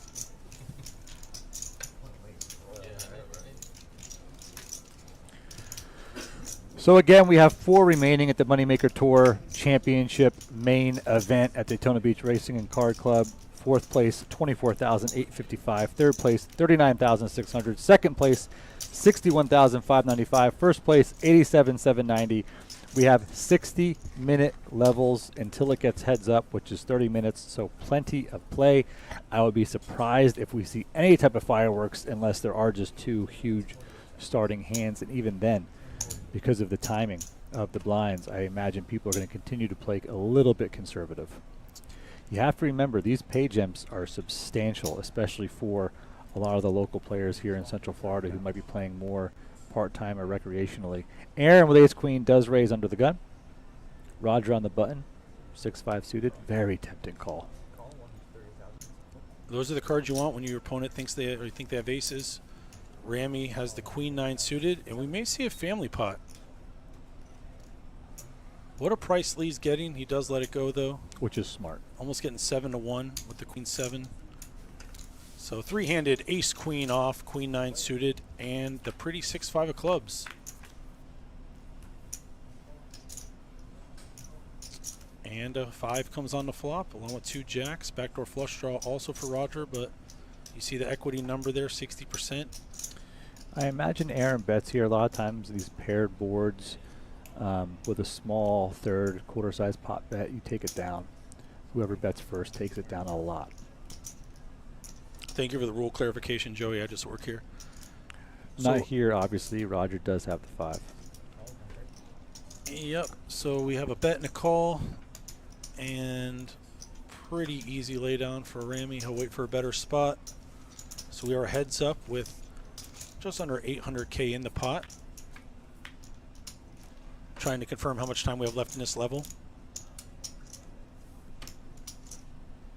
When the players go on break, we will have a special video to show you, an announcement from our general manager, Fred Guzman, so stick around from that. Very much looking forward to this announcement, and as we await that, Roger does turn not just bottom pair, but the flush draw as well now to go along with his hand. Aaron, I think, has to probably just fold here with the 250K bet. Quarter pot bet, third pot bet. He doesn't want to. He hates it. Wow. It looks like he is going to put in calling chips. And this, to me, is just where you're playing the player, right? You haven't seen Roger get 2 at a line. When he's betting, he tends to have something. He improved his 1 pair or 2 pair to Jackson 5s to Jackson 6s. Aaron will see the bad news. And I'm going to show you all our next big guaranteed tournament. This is the Summer Classic It's our GAPT 100K Guarantee Tournament happening June 19th through 23rd at the Daytona Beach Racing and Card Club. As you see, it is a $250 buy-in deep stack tournament with 30,000 units, 30-minute blinds day one, 40-minute blinds thereafter. I know the last time we ran this tournament, we crushed that guarantee. So if you don't have plans June 19th or 23rd, get yourself down to Daytona Beach Racing and Card Club. Tom, I don't know if you're firing a lot of these 250 buy-ins, but they are great value, and I think last time we were almost 200K in this prize pool, so it might be something to check out. I will hear. I'll be back from WSOP by that time. To me, when you guys have big tournaments here, it doesn't matter if it's 250, 500, 1,000, 1,500, 2,500. If I'm home and I don't have a lot of family stuff going on, I'm going to play them, because even that 250 buy-in, there's going to be a 200,000 guarantee, at least in my opinion, right? So to me, it's like, yeah, it's a 250 buy-in, but that first place is probably going to be somewhere between 60 to 85, 100,000. And for a 250 buy-in, like, let's go. And playing 40-minute levels on day two with deep stacks is just a great experience, and it's a great value. And we're playing for first. We're playing the FT. We're not playing for the min cash. So now, look, it might take some of us 6 buy-ins to get to that day two. No shame. But, you know. There's no shame. Better at a 250 than a 1,500. But I love those tournaments. I love those tournaments you guys run here. So Aaron actually has the best hand with just ace high, but he does have a gutter here with ace 6 on a 9-7-5 board. Lee with just king tray and out of position. The pot at 320K here. Nathan Lee, I know you've taken down that exact tournament, I believe, and I don't know if you did it with 6 buy-ins, but I'm sure you're not afraid to fire knowing the value. Got a lot of our regulars from Orange City and Daytona Beach in the chat saying hello. Very good to see you all here. If you're not at the final table, you might as well watch it. Get a read on your opponents for the next time around. Nathan Lee, LOL, it's a lot of buy-ins. Yeah, Nathan, I'm not saying it's a good idea. Well, Nate's won this one, or he knows. Oh, I know, Nathan. What's up, Nathan? Yeah, actually, me and Darren commentated on the final table, I think, when he won it. I think it was Darren. Nate knows how to maneuver around these tables. Yeah, you just got to get there. You got to get there. That is the one he did win, right? The 220? I believe so, yeah. He knows. Yeah. Very humble now. We just get all the comments turned into a smiley. But good to see you there, Nate. As we have 220-something viewers. Someone saying hi to Tony Burns. You might get to say hi to him on chat here when these players get back from break. Either Tom or I will give up the headset for a few minutes and let Mr. Burns chat for you for your questions. Anything related to Moneymaker. They just announced a couple more stops, including MGM Grand this summer and Aruba, which is pretty cool. Maybe I'll go test the waters in Aruba if they have an Omaha event, Tom. I like your analogy or pun or whatever the heck that's called. Test the waters in Aruba. There you go. I like it. There you go. Well, that's what you do on a cruise. You put your toe in and go back to your room. It's too cold. So Lee on the button does, interesting, only called with 8-6 of diamonds on the button. Aaron in the small blind with ace queen does raise to 220. I like his size up here. With a call behind him, Roger folds. And Remy's got the best view in the house. Yeah, and it looks like Lee is going to call the 220, and then I'll leave it to you for play-by-play. Unstoppable force and unstoppable rivers. So ace queen off versus 8-6 suited. And as we said, Lee will be in position here. And bam, 2 queens and a 6. A little bit something for everybody. Aaron's got to be pretty happy here with trips with the ace kicker. And he is going to check. And look at Lee. 220 announced. On a rainbow board, I love to see a flat here from Aaron, especially with Lee in position showing some sort of strength, which he hasn't at times at this final table. He's been very quick just to slow play. So Aaron does make the call, and we have $1 million in the pot.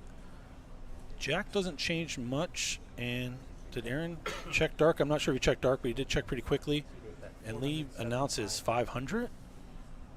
Oh, what a spot for Aaron. This is the point where you wonder, can I get all his chips if I jam? What would he be betting so quick and pretty big? I mean, I guess that was a half pot bet, right? So What would he be doing that with? Is he doing that with a smaller queen? Is he doing that with a pair? What is he doing that with? So, Queen Jack the least likely because of the blocker, but the one you're a little bit scared of? yeah, I imagine Aaron just calls. He does and turns into a 5 river. Now this is a tough one because your opponent has shown strength twice. Do you lead and bet for value, or do you allow him to potentially barrel off if he has been bluffing? Aaron does elect to go all in, which Look I at think. that price though, Tom. Sorry to cut you off. 3-1 Yeah, on a call which here. I was just about to say, which I think is a fine play, especially because the opponent was showing strength. I think it's a fine play. It also disguises a queen. So if somebody does have a hand like Jack 10, 10s, The only question kings. you have here is what bluff does Aaron represent here? What can Lee beat? Hands like King 10 of spades. Hands like 9, 10 of spades. The 9-10 maybe a little bit less likely calling the flop, but doesn't matter. Lee does get out of the way. Aaron does chip up pretty healthy here. Let's get a count here if we can. See, Ramy has dropped to 25, but no worries for him. He's still in it, one double. Aaron in third with 51 bigs, Lee with 54, and Roger sitting up top with 65. Yeah, I imagine at 60-minute levels and 25 bigs, like you still have plenty of chips, right? So I think Ramy knows exactly how to navigate this area. Even between 15 and 25 bigs, I don't think he's going to feel any pressure. Players got a few more hands left, and they'll be on a break. We'll be playing you a special video interview with General Manager of Daytona Beach and Orange City Racing Car Club, Fred Guzman. And we'll also have some other goodies to share with you and show you, and some guests. Yeah, we're going to have Alec Rome come in here and take my spot for a little bit. Alec, as you know, has commentated on these streams before. He works with us at Above the Felt and Faded Spade a lot of times from a videography standpoint. Also is a video editor for WPT Global. What a great person to have like as a tag team partner. He's a phenomenal young man. He is great at what he does, and we're happy to have him here the last couple days. He likes to commentate. He brings an energy to the stream. But what as I said, what a great tag team partner. You're up against the ropes. You tag in Alec and brings in energy and also a different spin in poker knowledge. It's great. I think with 60-minute levels, we're going to have to bring in some tag team partners to help us keep the energy up a little bit until I get the. Well, I might go jump in on watch the stream on my phone, add another viewer, and maybe troll myself a little bit here. Let's go. So a Queen Jack versus King 4. As I lean back here, we have a pair of jacks on the flop for Lee. Ramy looks like a board you can probably bet into, but he's gonna play it a little snug. Watching his chip stack against the chip leader here. Looks like a spot if Ramy had more chips, he might indulge here and maybe come over the top. Probably going to let this one go. And cards haven't gone Ramy's way the last little while, but you know what? Maybe he gets them when it counts. Get shorter handed here. So Lee does take that one down. As I said, these players will be on a break here in just a few hands. And we'll have a guest commentator join us, and we'll be playing you that special interview.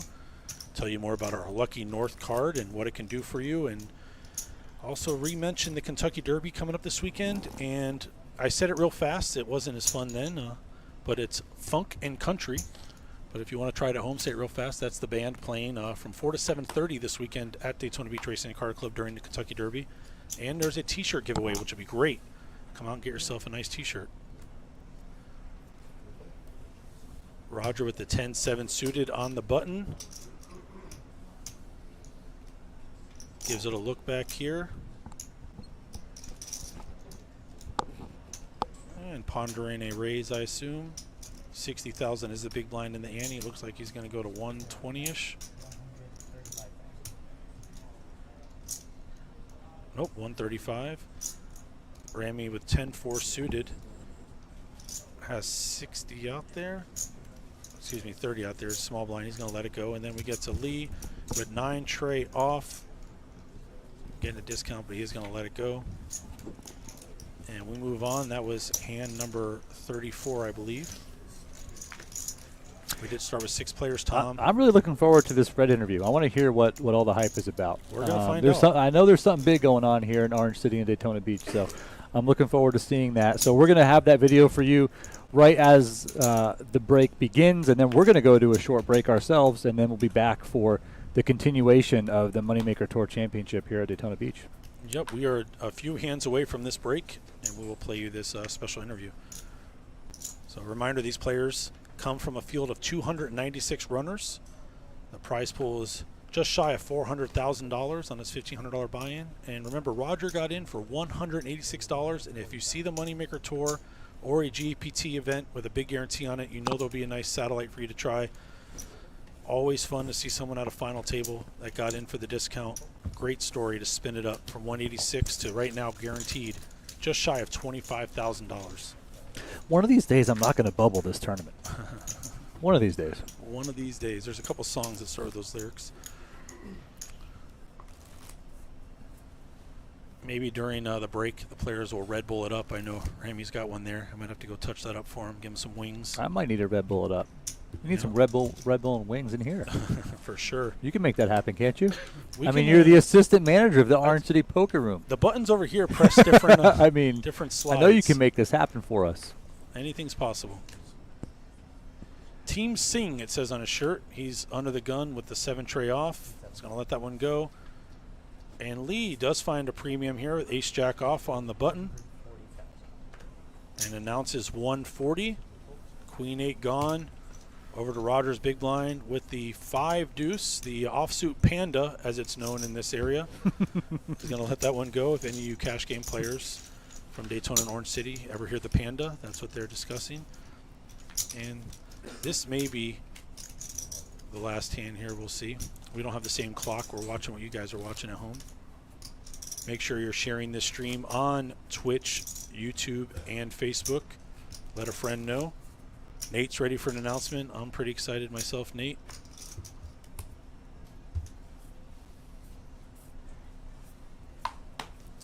Let's see what this hand has in store for us here as Lee will be first to act. 8-7 off. Table got a little quiet, so you heard a little bit more of myself, Tom. But Aaron has a premium. He's got the 9s. So I'm going to go out there on break and just tell him to start hamming it up. Like, let's go. Press the ejection button if they don't. So 130 announced by our dealer, Neil. Roger going to let go of the queen high, and Ramy has a 9, but nothing to go with it. It's my old area code, the old 941. Hit the ace. San Francisco 49ers. He's getting a little frisky. He does raise here. He's just had enough of Aaron's raising from position, but what he doesn't realize that Aaron has had good hands. The red button in play, Tom. From position. So Ramy does raise, which is very interesting given his chip stack, and Aaron just immediately jams because it's only about 1/4 of his total chips, and Ramy gets the bad news. Yeah, you don't want to be in there with just one live card. Doesn't work that way. Good strategy. Yeah, avoid that. You see our beautiful setup there, Daytona Poker Live, in the back of the Daytona Beach Racing and Card Club Poker Room. Mr. Commentator, can you give us some GTO logic? No, I am definitely not game theory optimal. I am just a assistant poker room manager, but I appreciate the question. Just since you asked the question, I assure you your answer is probably better than anything I can come up with. You know, I'll tell you what, like tournaments is a little different than cash games. Sometimes during cash games, just to make sure that their VPIP is higher than a tight player, people might pick hands for whatever reason that have value to them for other reasons than actual poker strategy, and just raise from them with position. Some people might pick 10-2, some people might pick 7-8, some people might pick Jack-9, some people might pick whatever, you name it. And just say, whenever I get this hand in this spot, I'm going to raise with it. And I don't recommend doing that in tournaments, but I do hear and see that happen in cash games. You don't hear the old good enough for Doyle, good enough for me, Tom? I mean, I hear it in cash games. I don't really hear it in tournaments. So, same thing, Jackson, as we're saying. Sometimes Ramy has been card dead pretty much this whole level. So finding a hand as a randomizer and playing it like aces, hoping your opponent plays back at you when you do have the aces, maybe setting up for a future hand. But for now, it's just bad timing, and you know. We're going to a 3-way flop. Ace deuce suited, ace king off, and queen 10 offsuit. And Wow, a little bit of everything for everybody, except for the ace-2 suited. yeah. Got an open ender for Roger with bottom pair. Aaron has top with a gutter, would give him Broadway. And Lee has a gutter. Aaron is going to be betting with the best hand here. Looks like 250, given a price of 3-1 to Roger. Jackson, I don't know that I've seen that in the charts, FYI, but I do love the question. If you're watching and not chatting with us, make sure you do follow, subscribe to Daytona Poker YouTube channel. That will allow you to get into chat and chat with a lot of the other viewers and us from a commentator perspective. We get a bet of 250 from Aaron and a call from Roger. Obviously, he's not going anywhere with the open ender and piece. The 4 of diamonds brings in the flush. You might get a check here. Only person with a diamond is Roger that does have the queen of diamonds.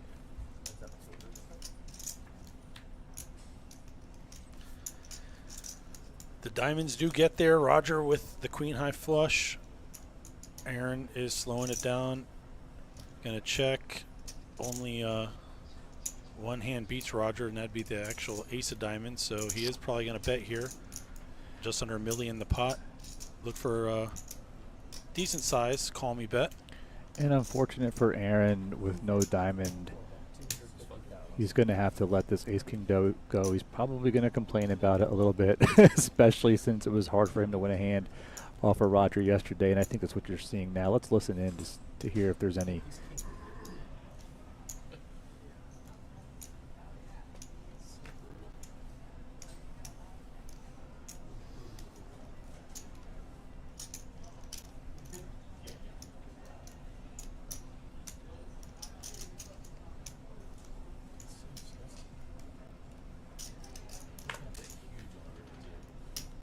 You can hear Aaron does not want to fold.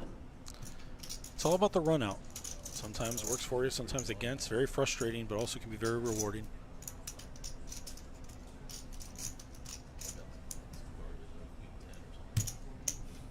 He just called his hand. He literally just called his hand. Channeling his inner Negreanu here.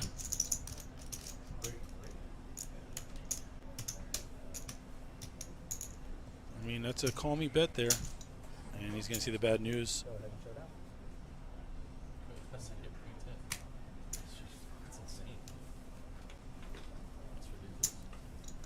All right, the players are going to be going on break. We will be showing you a video here, and we will be back in just a little bit as well. So enjoy this video by our general manager, Fred Guzman.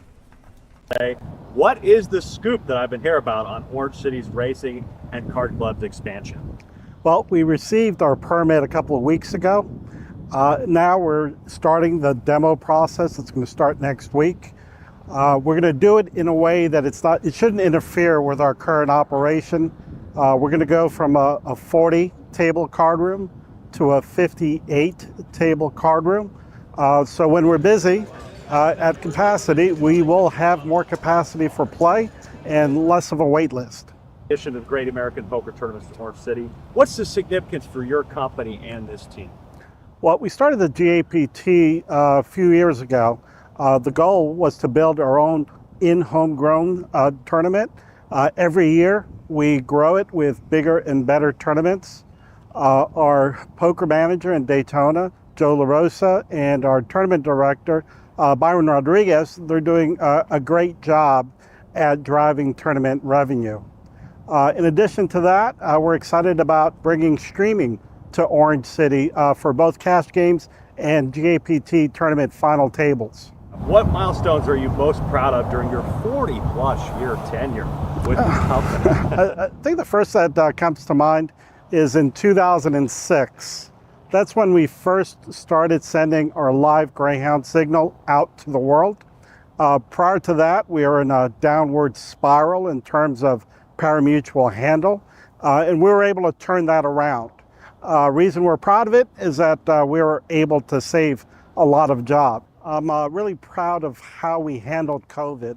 There was a lot of uncertainty, a lot of fear. Just really proud of the way that we looked out after each other. The level of support and the level of caring was outstanding.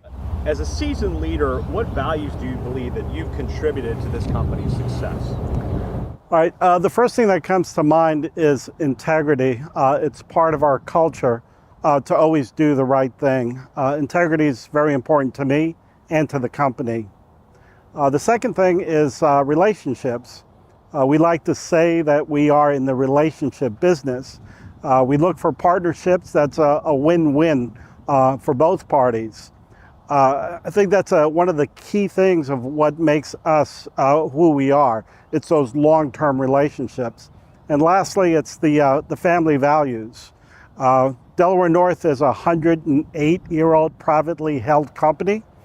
Because of that, we don't have to do knee-jerk reactions to stock prices on Wall Street.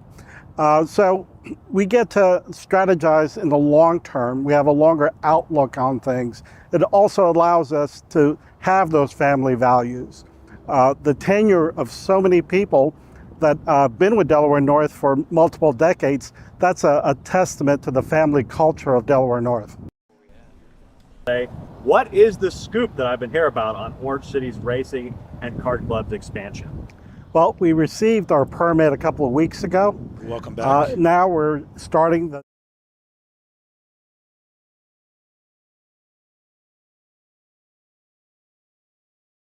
Join us What is May the 4th scoop that for I've the been largest hearing about Kentucky on Derby Orange party City's in town. racing and kart Bet club on your expansion? favorite horses, Well, we savor a received min our julep and permit a a couple of weeks to-go ago. souvenir cup, Now and we're groove to a free starting the concert demo by Funkin' process Country from to 4 to start 7 next p.m. week. Don't We're forget gonna to do don it your in a favorite way that Kentucky it Derby hat shouldn't to win cash interfere with our prizes. current But the party operations. doesn't stop there. We're gonna go Join from us May a 18th for the 40 Preakness table and June card 8th for the to a Belmont Stakes, 58 only at the table Daytona card Beach Racing and Kart Club. So when And I apologize if I pressed the wrong video button here. So this is Ryan Unger, and I'm sitting in here watching the table get reset off of their break. Coloring up here.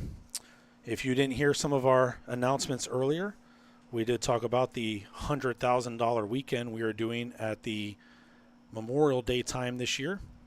You can see we have 4 days of promotions, including $1,000 every 20-minute high hands, call those $3,000 power hours.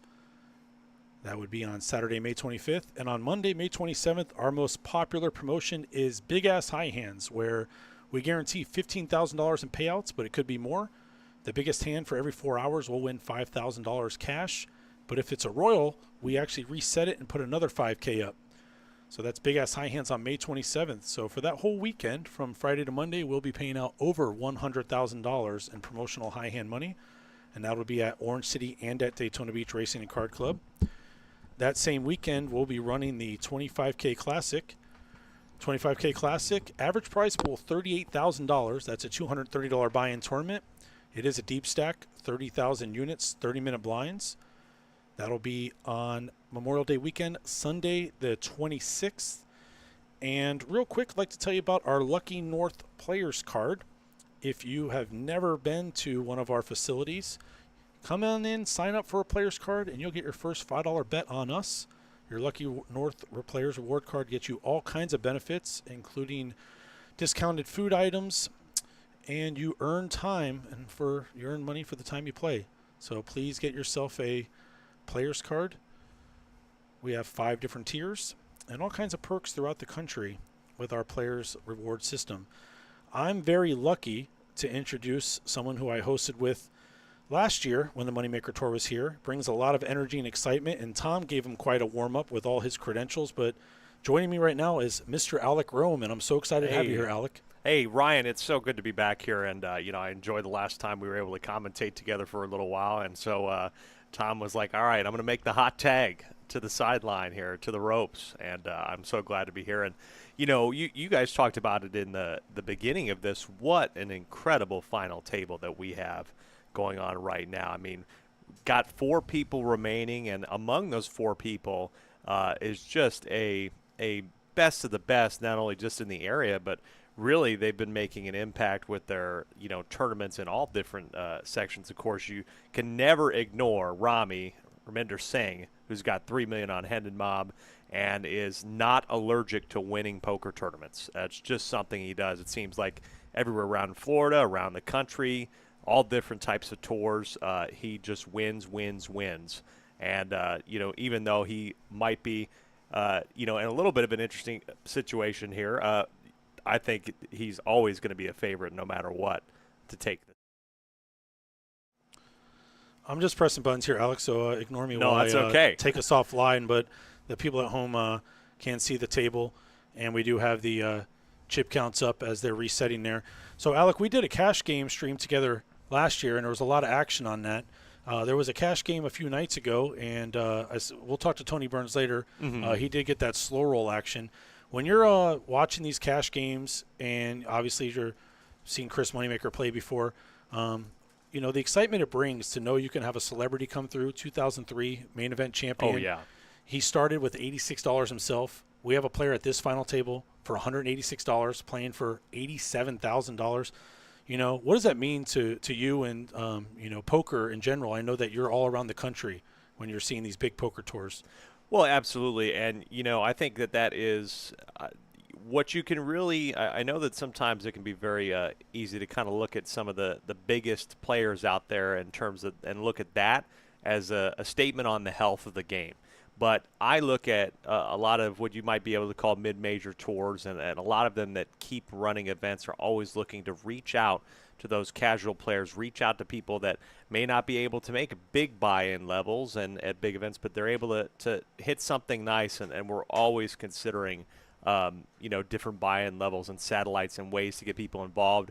And what Daytona, Orange City, and what we've done here with the Moneymaker Tour is just an amazing way to get people involved. It certainly helps, especially I have a lot of college friends, and, they are absolutely, you have only a certain amount of money, as I'm sure you would know as a college student, but when you're able to get through and play some of these satellites and potentially make a main event like this one here through a satellite, it's absolutely amazing, and I think it is a way to include more people into the game. And tell us real quickly about some of the stuff that you've been working on for Instagram. I know in Memorial Day weekend we're going to have all kinds of new content coming out.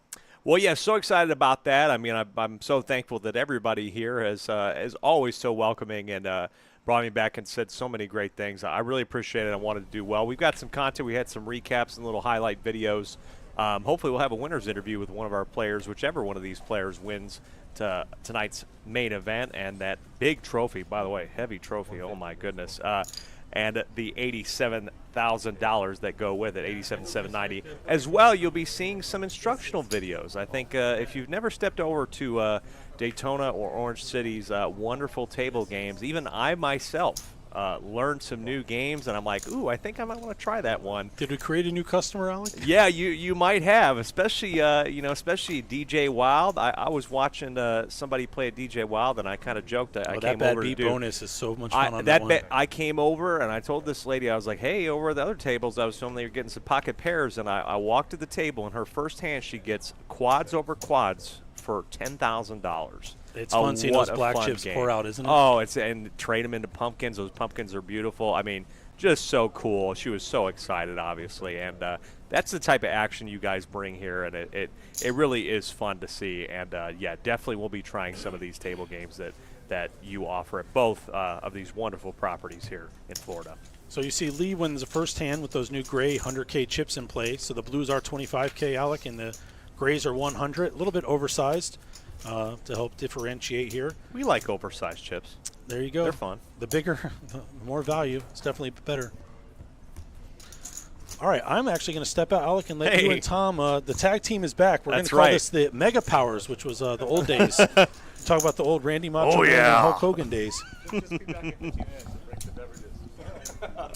All right, so Alec Rome here, and now introducing a man who is known around this area, will come and play pretty much any tournament you put in front of him, and Daytona's one of Daytona's biggest customers. On top of, here we go. Hey, you gave me This credentials. introduction. I should have never so gave this guy a mic. I have to do it. Ryan, why did did we give this guy a mic? Oh, no. Owner of Above the Felt, Faded Spade, and I'm sure what will be 5 more businesses in the next 5 years that he's always coming up with ideas. Tom Wheaton, Tom. What's up, Alex?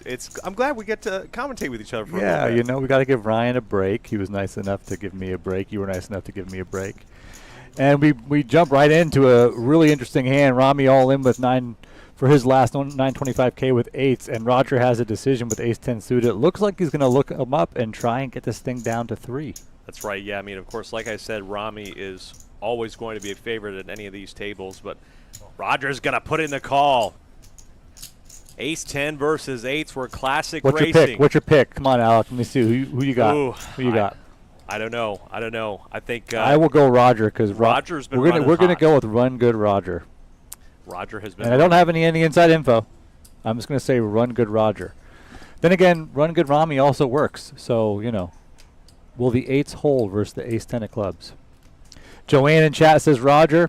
Chat, who you got? Let's go. Let's hear it. You going for Roger or Rami? And in just a moment, the first 3 cards. Rami trying to stay in the Moneymaker Tour main event, and so far he's safe, but there's 2 clubs on board, and Roger now happens to have the equity edge in the hand, 52-48. We're still racing as we go around the turn here at Daytona Beach Racing and Car Club, and there's the ace. There's the ace for Run Good Roger. Rami has 2 8s, and it's not going to come. The king of clubs is the knife in the heart, and Rami will be eliminated in 4th place, winning $24,855. He's won a lot of stuff. Not going to be taking down the Moneymaker Tour main event today in Daytona Beach, and Roger continues to march on, potentially towards a victory. GG Rami, nice little payday for you at $24,855. That increases your $3 million Hendon Mob. It's good to have you, man. Good for you to bring the energy. Good, of course. I love the energy. I feel like this is one of those tournaments with 60-minute levels that we're going to change this up a little bit and bring in some new energy because I think myself and Ryan were getting a little flat there at the end. So we brought you in for the energy. Right. You're bringing the energy. You're going to pick us all up. Let's go. That's what I told him. I said it's a hot tag. Well, what a hand that was, too. I mean, I have to tell you though. How about the Mega Powers analogy? I thought that was good. I liked that. That my respect level for Ryan, although already high, has just gone up. That he knows who the Mega Powers are. Chat, do you know who the Mega Powers are? Let us hear it. If you don't, it's okay. We're going to play a nice easy pot. Roger will limp in on the small blind with King 6 of diamonds. And he will hit the king on the flop. And this will be a really interesting dynamic now with 3 left, 60-minute levels. Everybody, I think, is over 50 bigs, if I'm not mistaken. It's going to be hard to see fireworks over the next hour unless we just see 2 big starting hands or some crazy flops. Well, and of course, you got to look at Lee, too. I mean, $5,700 is all he has on Hendon Mob, and he will now 6x, 8x that because 3rd place is getting $39,600. Incredible, I'm sure, for him. He's got to be ecstatic no matter what happens here. And then, of course, you have Aaron Spear, who, when we came into the day, I really looked at Aaron. Everybody said a lot of good things about Aaron, and whenever events happen, particularly Moneymaker Tours, Aaron is in the mix, and look at that, he's back at another final table here in Daytona. Yeah, Aaron was my pick to win when I saw the names, obviously not taking anything away from Rami and his great results, but I've battled a lot with Aaron over the last couple of years, mostly in the cash game streets. We aren't at tournament tables too much together, but I mean, it was day 1A, and within like 4 levels, the dude had like 150, 200K. And I'm just like, how do you do it? He just seems to do it here in Daytona Beach in these 1,500, 1,100 buy-ins. So I know he's got a lot of experience. I think he's one of the more experienced people at the final table, and my money is still on Aaron. But he does have a bit of a battle here to have against these two. They have plenty of chips. And he couldn't beat Roger out of a pot yesterday. So I heard that like every time they got tangled into a pot, he couldn't beat him out of a pot. I know he's thinking about that mentally we'll see if that continues today or if even someone like Lee, like you said, 5,700 end-of-mom results, can go ahead and take this thing down. We'll go ahead and give Roger a walk here and move the dealer button along.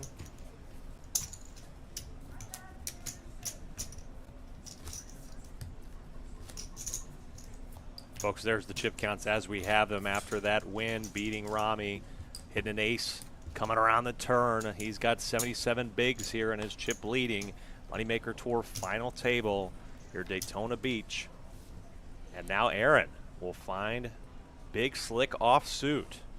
It's always great 3 or 4 handed to have a big hand on the button because you're going to be raising such a wide range on the button. No one really gives you credit for having a big hand. So here you see Aaron raise it up, ace king, 150. Roger does fold the small blind. Queen 4 Lee in the big. Let's see if he elects to just fold or get a little saucy, and he folds. Well, you know, and it's a difficult balance, as you mentioned. You have to figure out, you know, at what point we're 3-handed, you have to open up your range, but at the same time, you know, as mentioned earlier, these pay jumps are so big that you really have to pick and choose those spots and be really careful. And Aaron is most certainly it's really anybody's game still, despite the lead here from Rogers. He'll look at Queen Jack off in the dealer button. Start hand number 46, blinds 50, 75, 75.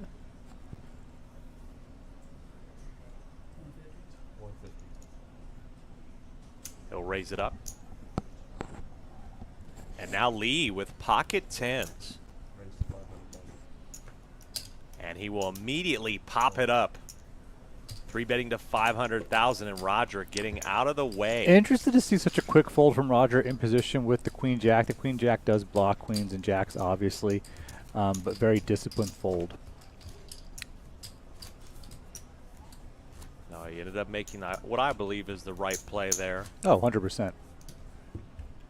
Look at that picture of Chris in the left. Look at that guy. The Moneymaker Tour. Welcome to Daytona Beach Poker. Love this partnership. Love everything about it. There was a big gap here in Central Florida for a long time from the days that Daytona worked with the HPT, the Heartland Poker Tour, which some of you may or may not remember. And this market is definitely big enough and has the appetite for this types of mid-stakes tournament series, which we call mid-stakes, although 1,500 for a lot of folks here is a bigger buy-in. But for this kind of mid-major tournament festival, if you will. So always great to see the Moneymaker Tour partner with Daytona, and I think you're going to see this continue for the foreseeable future. And Roger raised it up, obviously, with ace-king in the big, and Aaron will quickly surrender. And that's going to be probably what the vibe of this is for a little bit. It's going to be maybe a situation where it might take the blinds to jump up or just some sort of cooler. But I'm really interested. And I think, you know, if you're either Roger or Lee against an experienced player like Aaron, I think you do have to kind of be patient. You know, Aaron wants these guys to get into some crazy pots. You want them to get in deep water. You're going to try to bring them in deep water. 7-3 offsuit is not exactly going to help you do that. But well, I mean, we have seen raises with lighter so far. Not lighter, but light hands. We've seen the 10-2 raise. We've seen the 9-4 3-bet, and unfortunately, both were from Rami, who is no longer with us. So he did bleed some chips there, but not questioning his play in the least bit. He does have $3 million in hand-to-mob earnings, and he did choose to play aggressive. Another raise fold here. A few hands through. Folks, thank you so much for joining us. 188 viewers. Really appreciate it. I'm so glad that everybody decided to show up for this stream, and I hope you're enjoying it. And please make sure to follow Daytona and Orange City on all their social media to keep up with whatever their events are next. I know Ryan was pitching a lot of the great events, including that summer tournament coming up later this year, and I'm sure Mr. Tom Wheaton will be the first one in line to register for that tournament. Man, I was like, last time they had this $250 tournament, I was the first one in line and like the 8th person in line and like the 38th person in line. Yeah. So it's a great tournament, man. There's a lot going on. And what's so cool about Daytona Beach in this area is that it's the springtime, it's the summertime. This town is just hopping. The beach is 15 minutes away, right? Well, So interesting thing here, Tom. So we had a raise by Roger. Flatting in the small was Lee with the ace-8 off, but I actually think that this is going to get it done, this 3-bet squeeze. He's been reading Lee a lot. Aaron has. It's a bit light. There was that hand earlier that I didn't see what everybody had, but Aaron jammed on the river after flatting twice to Lee's bets, and it got Lee to fold. And do you remember what the outcome of that hand was? Because I was going to say he pretty much read him for being kind of like small value, and you know, whether he had it or not, I think Aaron has been able to figure out at least a little bit of what Lee is up to and makes a great experienced play there to take down the pot. yeah, it just comes down to the fact that ace-9 is a super strong hand, 3-handed compared to 9-handed. And from a squeeze perspective, it's even more valuable because you're forcing one of these guys to have a hand probably better than ace-jack suited. So, you know, when he does that with an ace-9, typically you're going to get a fold from the original raiser if they're not super strong, and the caller in between has to have at least a pair to continue. Will be Aaron's time to get frisky with king deuce of hearts. But here's a situation where Lee is dominated. Roger has ace-9 offsuit in the big. Again, just like you just said, Tom, pretty strong, all things considered, when we're playing 3-handed. And so finally we will go to a flop here. And there is the ace. We've talked about the fact that Lee plays pretty conservative, but he is going to go ahead and range bet here, represent. It's a pretty nice flop for what he's trying to show here, but unfortunately he doesn't have it.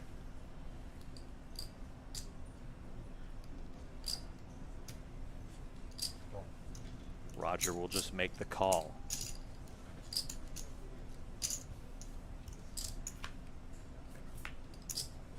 On the turn brings some interesting things. Double gutted is Lee here, choosing not to fire. We'll take it to the river.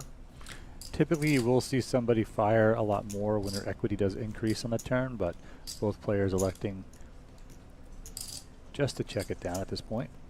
Roger kind of looking up as if to find some space to think about what he was going to bet, and of course takes that down from a quick fold from Lee.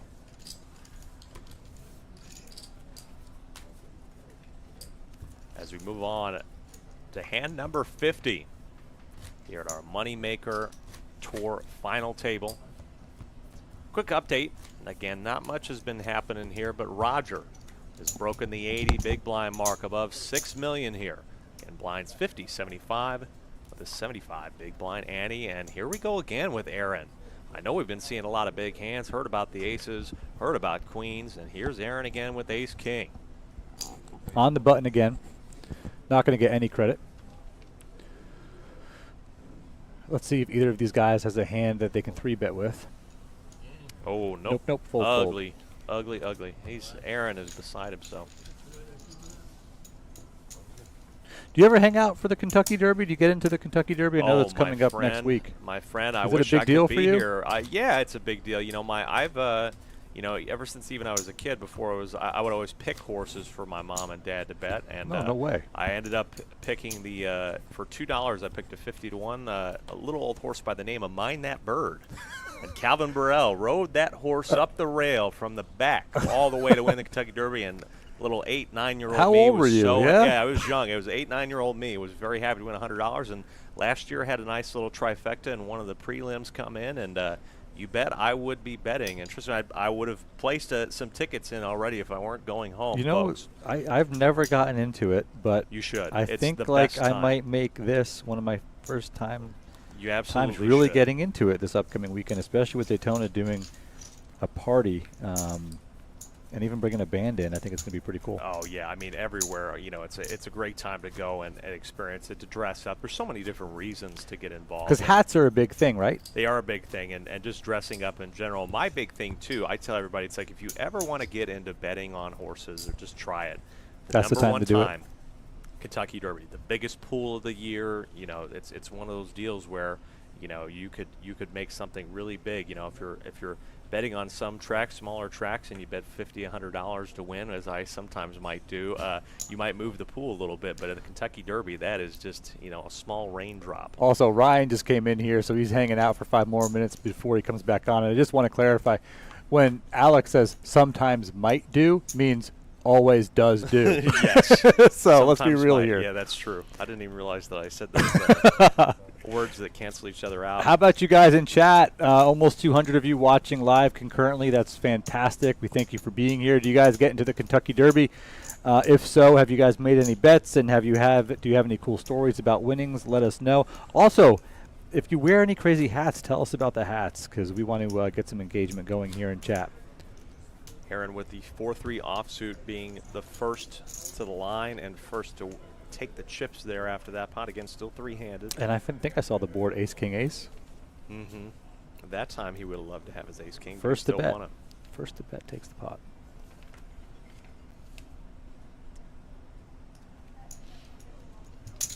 Team Roger from Robin. All right, let's go. We got Team Roger. Do we have a Team Aaron? Do we have a Team Lee? Let's hear it. Well, we got a lot of Roger fans, and Roger is going to be fan of ace-jack of clubs here. Third place will walk away with just shy of 40K. Second place, just shy of 62K. And first place, just shy of 88K. And he is reaching for those oversized grays. He will make a 3-bet here.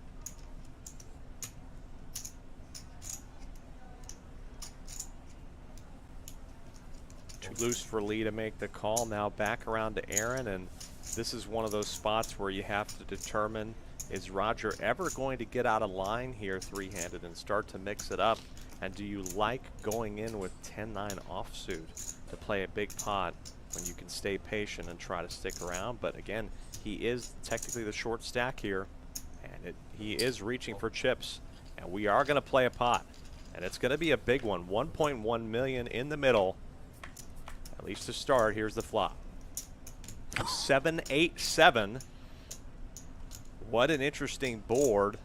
Aaron open-ended, and we've got 2 hearts. And Roger's gonna fire out of position. What's his bet size there? 350,000 and 1.1. With 30 bigs, I think we just get a call here from Aaron. This turn card is going to bring a very interesting dynamic, especially if it stays red. It is the Queen of Spades. Roger with the check. I'd be surprised. I wouldn't be surprised here to see if Aaron does fire pretty big. A lot of times, in the times I play with him, he does choose aggression over passiveness, and we do see a bet for 750, I think, if I heard him right. That's right, and that's a pretty significant portion of his remaining stack.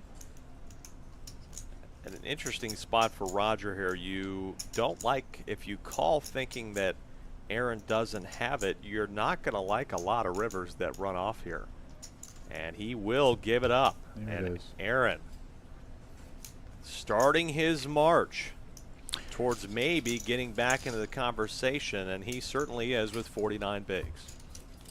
And in about 5 minutes, 4:30 Eastern time, we're going to have Ryan come back in here. He'll take my spot, because I can tell you're having a good time, Alec. And then I'll be back about 5 o'clock our time to give you some relief. That works, yep. I actually have a good friend who's coming to check out his first ever live poker live stream, who's working in the that's area, good. so I'll show him what's up at about 4:45. Maybe make a new customer for Daytona Hey, Poker. that's Who right. knows? They got one in me. I'm coming back. So then Ryan and Alec will be with you from about 4:30 to 5, and I'll jump back in here about 5 o'clock Eastern time. But we are the final 3 of the $1,500 300 guarantee Moneymaker Tour Championship event here at Daytona Beach Racing and Card Club.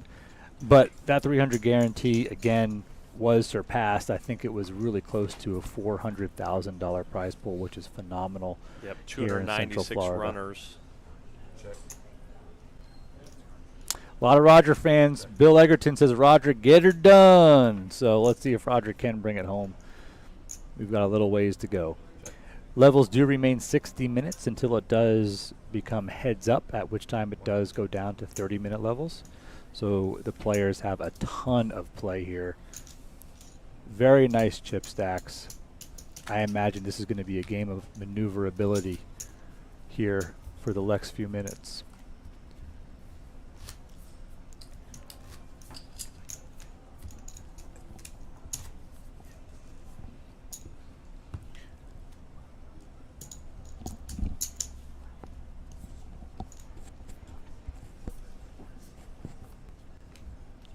All right, good deal. A little bit of change of plans here. I'm going to stick around, and we're going to get Ryan back in here as we say farewell to Alec. I appreciate it. I know you wanted to stay. I forgot you have videography responsibilities you have to do here. You did bring me here for I that. forgot about that, but I know how much you love commentary too. So always a pleasure. Thank you for bringing the energy. Great job as well. Guys, we're going to go ahead and switch it up. It'll be Ryan and I back in here, and away we go. Alec, thank you. Yes, thanks. Thank you very much, Tom. Best of luck to the remaining players. I know how much Alec loves to commentate and how good he is at it, but I forgot he actually has videography services that he has to do during the final table. He's creating all that special content for our Instagram updates. We're excited about it.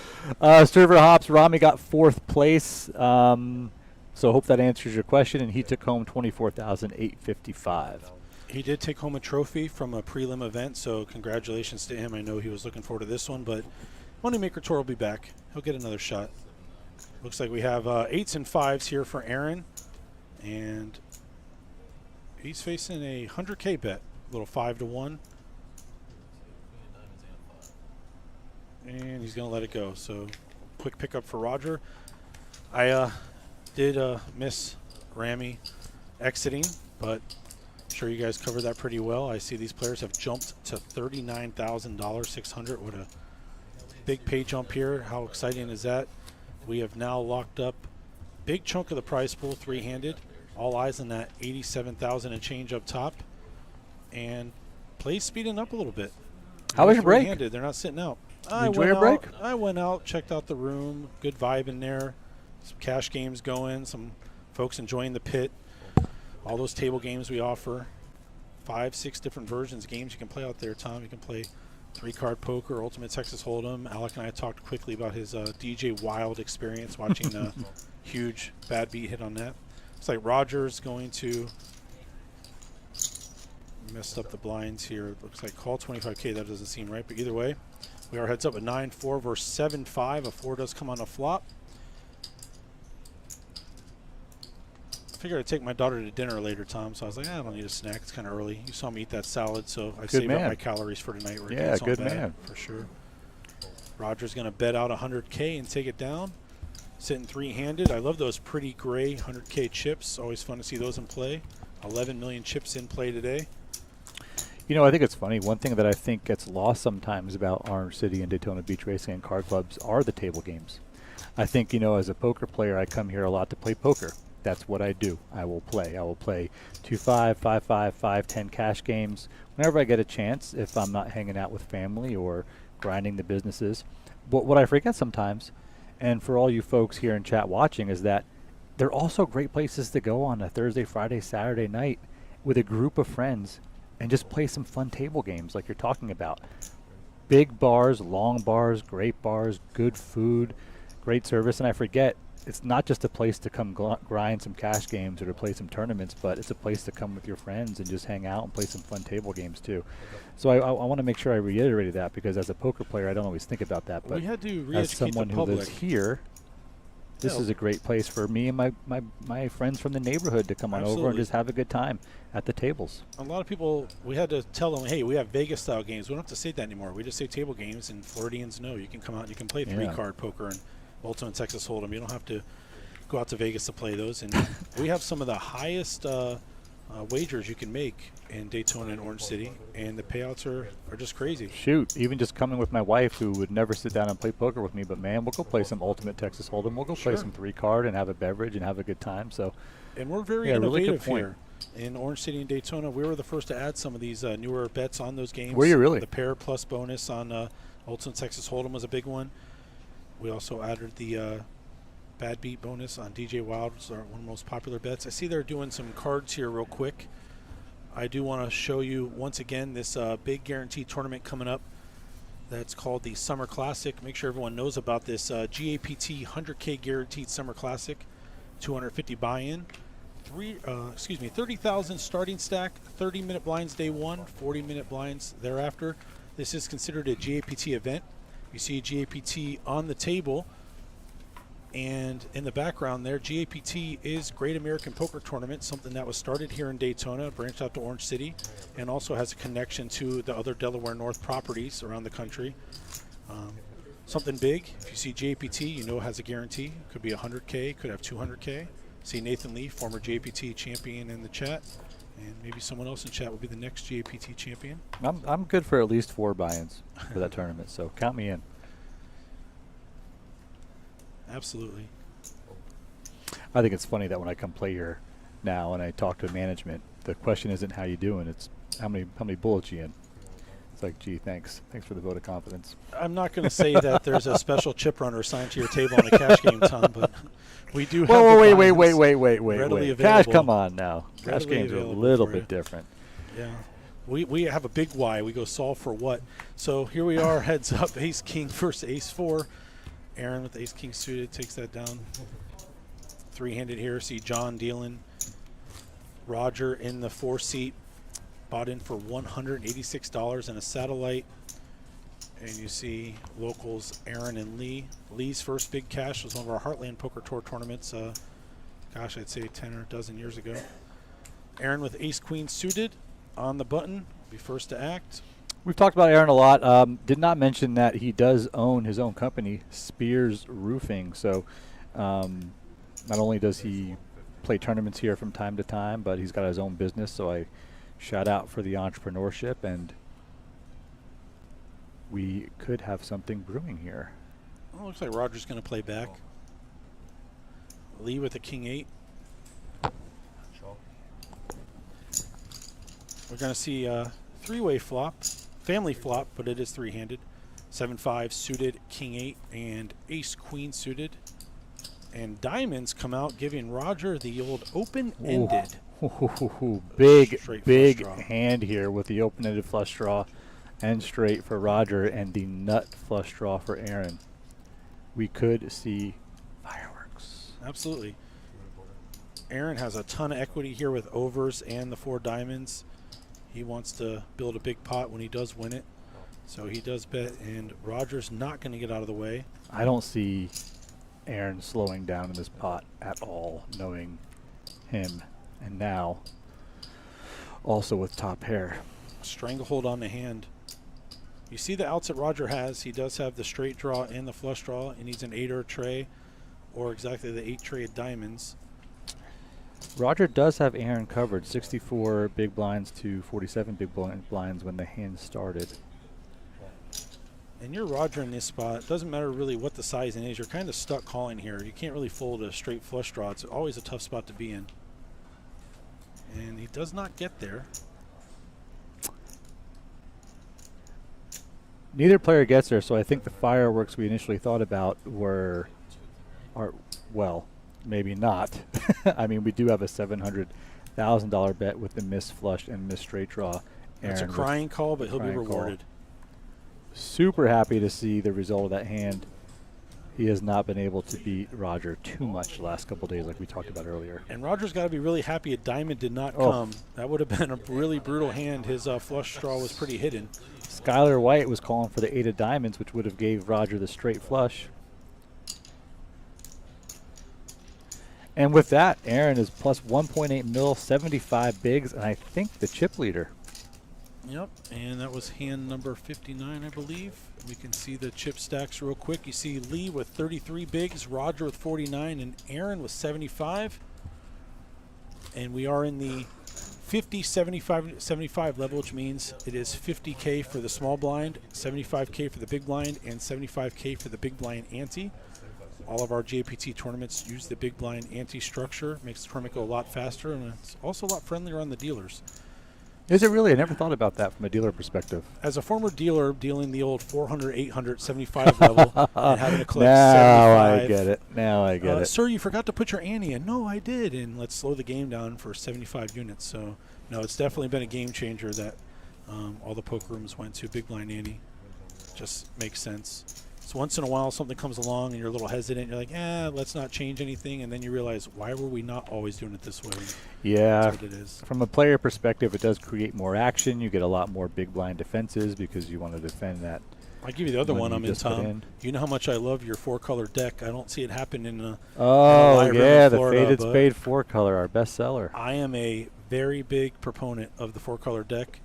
I think that it makes the game go a lot faster and a lot less misread on hands. But if you get your money in and your opponent misreads their hand, I guess that's something that you like. I don't. I'd prefer just to know what I have. And one of the most interesting things I ever heard about that was a player was just like ripping them one day, which I totally understand. Everybody has their own opinions about 4-color, 2-color. But they were saying that they're colorblind, so they couldn't tell the colors. And one player at the table goes, well, what about regularly? Like red and black. You're only colorblind I'm certain like, days. wait a now, minute. unfortunately. I'm like, I'm very confused now. I actually know a poker But I dealer get it. who is I probably colorblind. feel the same way. Yeah, I known some poker dealers that are colorblind, and they count the spots and they look at the shapes, and that's just part of it. They don't hold it as a crutch. They just deal through it. I probably feel the same way, though, to be honest.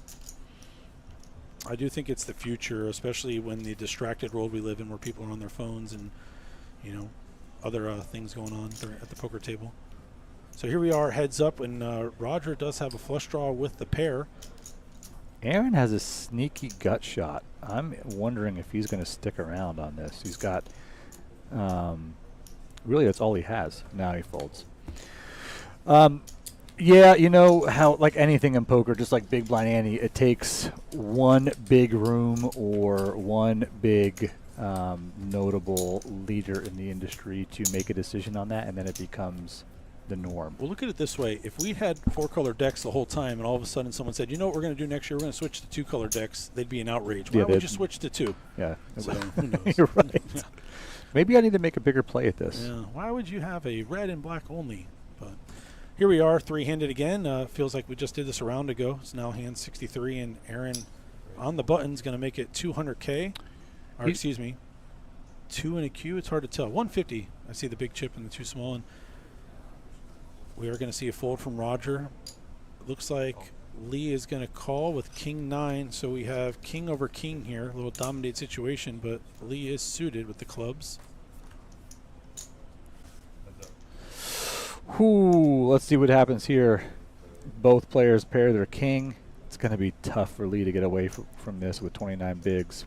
Aaron's going to bet value here. It really depends on how aggressive Lee plays this flop. If he check raises, he could get himself into a lot of trouble. If he just calls, he might have the ability to get away from this on the turn or river. Aaron gave him a good price. It looks like Lee does have raising chips here. Looks like 3 1/4 maybe, unless he clicked raise 250. It's hard to tell the glare. This is going to be tough for him to get away from now. That is a click raise, so now we're going to be just shy of $1 million, 9 1/4 here in the pot. I would not be surprised if Lee just sticks it in here with the flush draw and the king. He does not. Oh, at 26 big blinds, that would have been a bit much.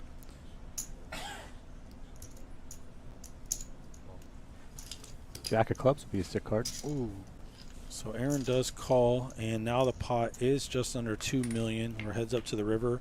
A third king comes, no. and this is a very, very bad situation for Lee. 3 kings with the 9.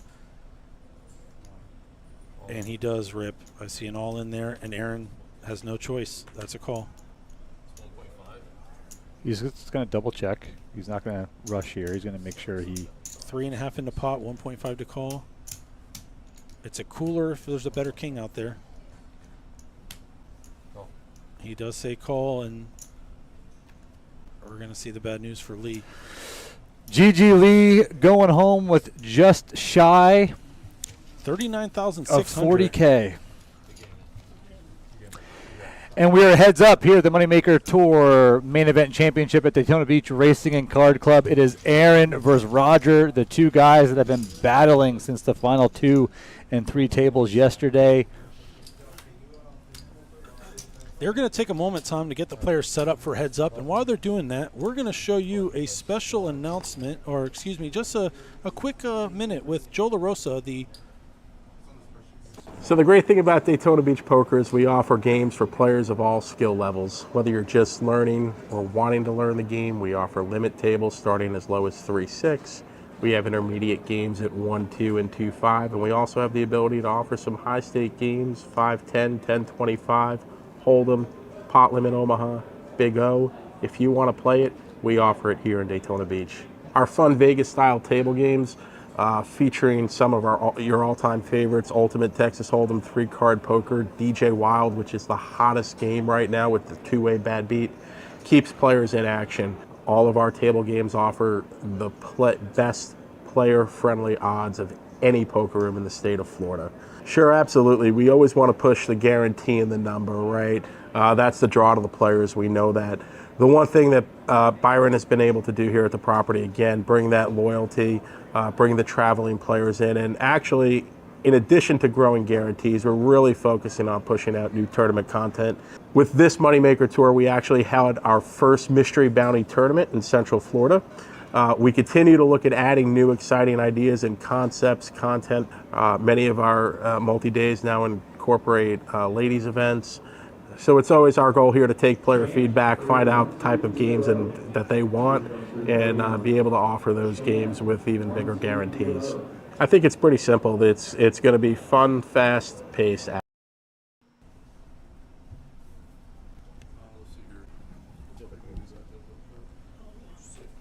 right, we are back. As you see, Tom, look at that substantial Moneymaker main event trophy for this championship event.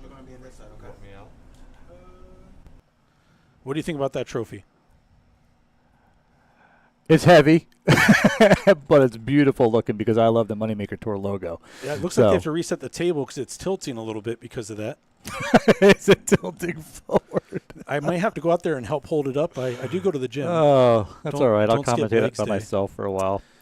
It looks like we are going to be shifting a little bit, where Aaron will be in what we'll call the 2 or 3 seat against Roger across. I'll show you the chips again real quick as they're resetting there. You see Aaron does have Roger about doubled here, around 8 million to 4 million. Looks like just under 12 million chips in play. The payouts right now look like this. We have locked up $61,000 and change. And first prize, $87,000 and that trophy. So good luck to Roger and Aaron. Aaron's been here before in Daytona, winning a previous tournament. And Roger has a lot of experience also. And also, like I said, got in for $186. Whenever this level ends and we get to a change, they will be switching to 30-minute blinds since it is heads up, and still plenty of play with 30-minute blinds. So we will see heads up action starting on hand 64.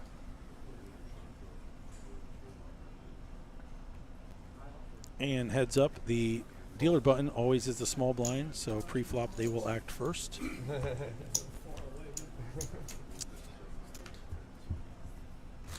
We started with 296 runners in this $1,500 buy-in, $300,000 guarantee. Prize pool just shy of $400,000.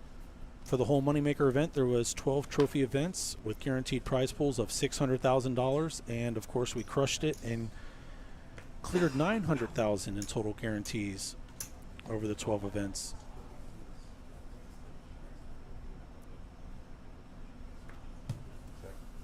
So the blinds are 50, 75, 75. You see Aaron makes the call. Roger checks. We have 5-4 off versus 9 tray. And pair of 9s for Roger. And he'll be first to act. You see his 50 bigs versus Aaron's 104 big blinds. And Mr. Wheaton, the businessman, had a quick call, and he's back, and we'd say futzing around with the headset. I think he just got a flip this one like that. There you go. It's like Legos, you know. Glad you're here. Yeah, first time for everything. The trophy has not had an impact. Nothing crazy's happened. I know it's glamorous. I was watching a picture. Oh my God, that thing. Tony Burns showed me a picture of Chris winning the 2003 main event. When they used to actually put real cash on the tables, now they use prop money, and you actually see a guard with a shotgun at the table at the World Series back at Binion's back in the day. You see Chris was looking pretty young in 2003, just an accountant from Tennessee with an $86 satellite win. So here's Roger on the button, who's going to pop it up to 150. The old click raise, and Aaron's going to oblige. 10-9 versus 9-7 suited. You've seen a lot of these dominated situations. 10-9, 9-7, King Jack, Jack 9. Yeah, now that we're heads up, I mean, you're going to see a lot of raising and folding pre, a lot of raising and defending. I don't know how much either of these players are going to be 3-betting pre-light. It depends on how much heads-up experience they have. We could see a very straightforward heads-up matchup. Both players are game, and they will battle. I don't see either one there doing the old punt. So look forward to a grind unless we get a cooler situation. So we'll see how it goes. I know the blinds are 30 minutes, but this has been one of the deepest structures we've had. I know you enjoyed it while you were in there, and we're not afraid to put these big deep stack tournaments here in Daytona, whether it's a GAPT event or a partnership with MoneyMaker. We definitely offer some of the best structures in Florida and dominate Central Florida. Yeah, and the great thing is these types of tournaments bring in players from South Florida and North Florida as well, right? So, you know, and I would encourage, I mean, look, I live 40 minutes from Daytona, 25 minutes from Orange City, but I would encourage those of you who play poker in South Florida, North Florida, you know, even when Daytona has these $250, $500 tournaments, these are great value tournaments to travel for. So I would encourage you, while I see so many of you come and play the 1500s, and I know you'll continue to do so, it's well worth it to come even play some of the smaller buy-in tournaments that have the high guarantees. Tom, I was amazed yesterday. We had event number 12, and it was a $500 buy-in, just a $20K guarantee. It was the end of the MoneyMaker series, the last chance. There was another name for it, and you saw the field there, and I couldn't believe the crushers in this $500 tournament on a Sunday evening. And we even had Barstool legend Mincy in the tournament, who ended up being in the chop. He fired in the main also. Had a nice little dinner, a little healthy salmon, and built that chip stack up. So maybe we'll call that a lucky salmon he ran up. But dude, the salmon is good here. Yeah. You come to Daytona Beach Racing and Card Club, get the salmon. Let's go. Absolutely. And the pot stickers. You can't go wrong with the pot Man. stickers. Absolutely. And something underrated on the menu, the daily soup specials, and very underrated but quick, easy to eat. You see a straight made on the river here for Roger, Jack High straight with the Jack 9 hand. We see, let's go Aaron. No, it's Aaron. Just teasing. No Aaron references. Roger's going to try and get some value out of his straight, but Aaron with just a pair of deuces really can't beat anything. See him laying this one down.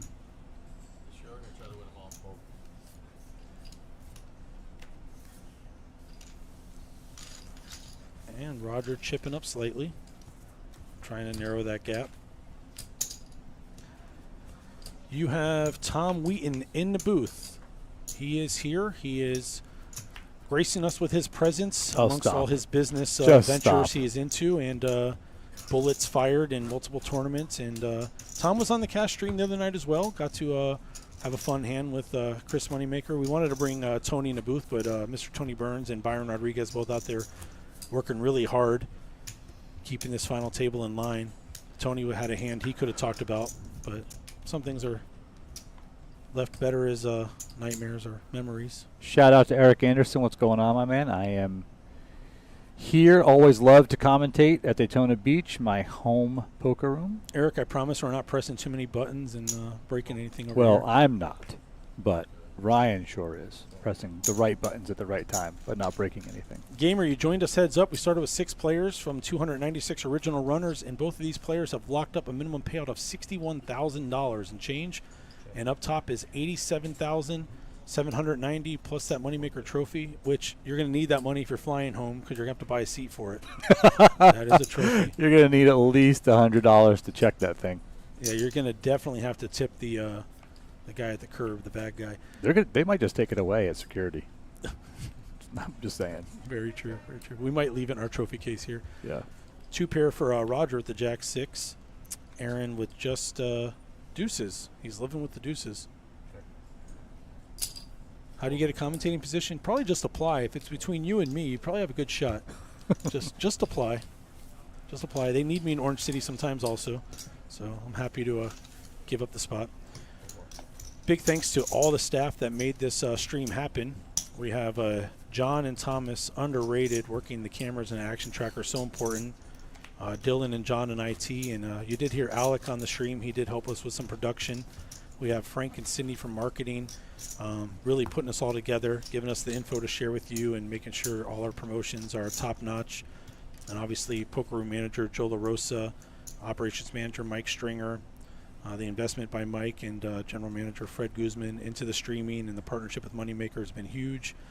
And 2 of the hardest workers I've ever seen are Tony Burns and Byron Rodriguez, both trying to outdo each other with the amount of hours they can work in a week. I might have to give it to Byron, but it's close. And obviously, my name is Ryan Unger, and I'm here to represent Orange City with Tom Wheaton. And we are heads up, looking to give that trophy out and $87,000. It's been a great week. These 2 hands are interesting against each other because if there is a connecting flop for both, they're both going to have a little something, right? So, interestingly enough, we do have Roger with the flush draw and Aaron with middle pair. I think both players will stick around for a couple streets.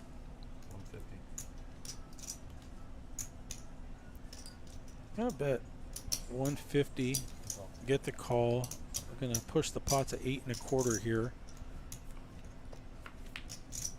And the king comes. It's going to give a gutter to Roger with that flush draw. And Aaron with a pair of queens. Hard to know where you're at here with these queens against an ace and against a king.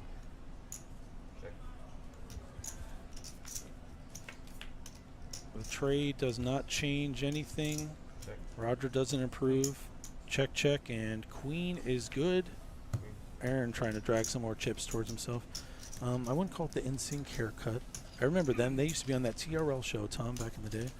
Bye, bye, bye. Yeah, I need to get a striker haircut. That's my thing. I go back and get a soccer player. Give me that Ronaldo cut. That would be the way to do it. Daytona Poker Live representing GAPT, Great American Poker Tournaments, MoneyMaker Tour. You see on the scroll all of the different ways to get your content information. A brand new Instagram relaunch for Daytona Poker and Orange City Poker with a ton of new content coming out towards Memorial Day. You can be one of the OG subscribers and followers on that Instagram. You can say, hey, I was number whatever it is. It's growing fast. Get yourself in there. There will be giveaways, tournament seats, and other prizes announced. So join us on our Instagram. I'm going to go join right now. I'm going to join from my account and the company accounts. I believe I was. And there it is. Ooh, looking good. I was follower number 8 or 9. Looking good there. We're growing. So it's the one with the red background and the Daytona Beach Racing and Card Club logo. Kind of looks like the table a little bit, huh? Sharp. So both players make a flush draw. Aaron with king high and Roger with the 4 high flush draw. Kind of a small pot here. They both are going to hit the clubs. We'll see if we get a bet and a raise or just a bet and a call on a paired board. Aaron is going to bet 100, which is about half pot. Quick call from Roger. Toilet flush versus nut flush. Actually, it's not the nuts, Tom. Do you know what the nut flush is on that board? The old straight flush. 7-9. Yeah, we had a royal on stream earlier, folks, if you saw it. It was hearts, if I recall. You told us about your royal. What suit was yours? I asked you if it was spades. It was hearts. No. Oh, hearts. It was hearts, just like that one, yeah. But I had 2 cards. I had the king and the queen. Any royal is beautiful, right? Turned it. Yeah, can't go wrong. And got paid off, believe it or not. Who gets paid off with a royal? I've seen it on the World Series. You see, so how do you get knocked out in the first level of the World Series? Well, when you have quad aces versus a royal flush. I've seen that one back in the day. Yeah. You see a lot of the straight flushes versus quads. Well, now they play the dirty diaper so heavy. That's how you get knocked out in the first level. Right. Yeah, overvaluing Trey Deuce. I don't know where that is and what course you study, but. And what you're seeing here is the aggressor heads up is pre-flop is going to take down a lot more pots than the passive player. So you're seeing Aaron raise with a much wider range of hands. than Roger, and you're seeing him win a lot more pots, and you're seeing him slowly chip up. He's got, I think, a 75K to 42K or so. You look at stack ratio switching gears on this, and also Roger possibly playing a little trappy, knowing your opponent, switching how you play based on what they're doing and get them to do what you want. You could see Roger lay a nice trap there, the big pair. You absolutely could, right? But yeah, it's hard to go set mining heads up also, right? Not enough implied odds set mining heads up. You need more players than that. We are live on YouTube, I see at the bottom, Twitch and Facebook. And if you want to check us out on Twitter, it's at Daytona_poker. You see the big blind is 75K with the big blind Annie. Aaron with the Jack 10 suited in diamonds. And just sitting on 100 bigs, he can just lean on Roger as much as he can in position. I wouldn't be surprised to see him raise close to 100% of the hands he gets on the button. Here we have two very similar hands, but I'll take the Jack 10 suited over the Queen Jack off any day. Some may disagree, but now aggression will take over this hand. Who wants it? I think we're all going to have a beer after this. And with both players so deep, I think you're going to continue to see this type of pacing. Even when the blinds go up again, I'm not sure how many minutes we have until blinds are raised. It's not going to eat too much into their chip stack. So we could see a pretty epic heads-up battle for a while unless some pretty crazy hands happen where both of them have made hands on the flop or turn. I think Aaron continues on the turn there. He takes his pot down. I don't know, we get a hero called Queen High. My beer comment was based on chat. Talk about Roger having a beer. We're all going to have a beer, and all these guys deserve it. The crew and these players. So we call this the nut no pair. Ace, King, Queen, Jack. You have the nut no pair. Yeah, and Aaron's going to go ahead and just represent the ace here based on his initial great timing by pre-flop Aaron. raise. Yep, good timing.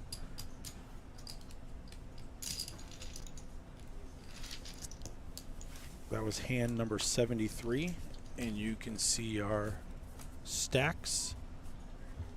There's your chip counts sitting on 109 bigs, whereas Roger's 48 is Aaron, and this is what they're playing for. You see the trophy on the table, folks, but there's the payouts. $61,000 locked up, and just shy of $88,000 going to the eventual winner here out of Roger and Aaron. Great job and great run for both of these gentlemen. 2-1 chip lead for Aaron, but still plenty and plenty of chips for Roger. No need to rush, no need to get all in with an inferior hand, no need to flip yet. You can still battle back just playing small ball. I mentioned this the other night when you're playing the early stages of a tournament. It can almost be like a cash game because you're playing 200 big blinds. It's very, very deep stack. But even here, you tell me you get heads up and you have this many chips in play.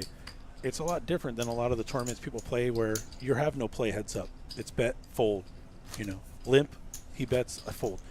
This is really a different level of poker, and that's what you get when you get a value tournament moneymaker paired up with Daytona Beach Racing Card Club. Well, this is the type of tournament you want as a player. You want to, if you're going to play as long as you need to and run as deep in these types of tournaments, you want to be rewarded with play. You don't want to feel like all of a sudden the last 20 people, the last 16 people, the last 8, the last 6, the last 2, like that you're just flipping, that you're forced to get it in with mediocre hands. And I think what's great about this is you have that time to play. You can pick your spots. Even if you take a tough beat, you can still come back from it. It's always fun to watch heads up poker. A lot of people don't actually get to play heads up.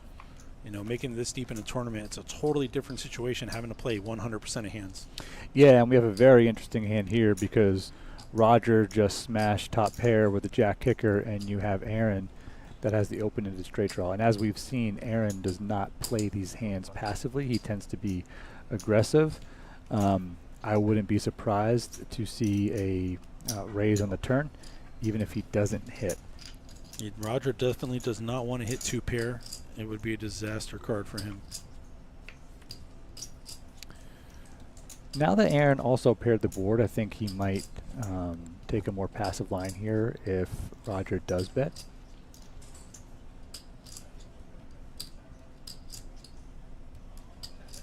So I imagine Aaron just calls here.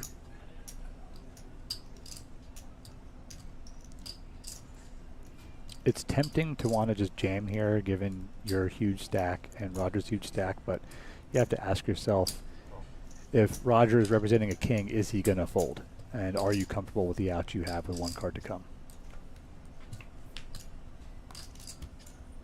Great run out for Roger. And Roger's going to sneaky pick up like a 20 big blind pot. You know, Tom, I missed it a level or two ago, but it's always fun when you reach the point of the tournament where the small blind is the starting stack when the tournament started. Very true. You always get to that point where you're like, well, this is someone's starting stack. You know, that's what happens in these deep stack tournaments, and we are in level 26, level 27. Pretty deep here. I had my notes, Tom, but they're out the window. We're heads up here. Look at that trophy. How can you keep track of anything? You need to reinforce the mantle at home to put that thing on there. Well, you know, it's a balance of everything, right? I mean, there's so many great things happening here over the summer. You know, I think it's great that we're able to promote all of it, but regardless, I mean, you've got the Kentucky Derby party next week. You've got the Women's Charity Invitational weekend a couple weeks after that, May 17th. It's actually Preakness weekend. Yeah, is it really? Yeah. You know, and then Memorial Day, you've got the 100,000 in cash and high-end promotions. And then you've got the 25,000 guaranteed GAPT Classic tournament. So it's like there's just so many great things going on. And speaking of great things going on, Roger has that with top and bottom pair on the flop. Interestingly enough, Aaron does turn a pair.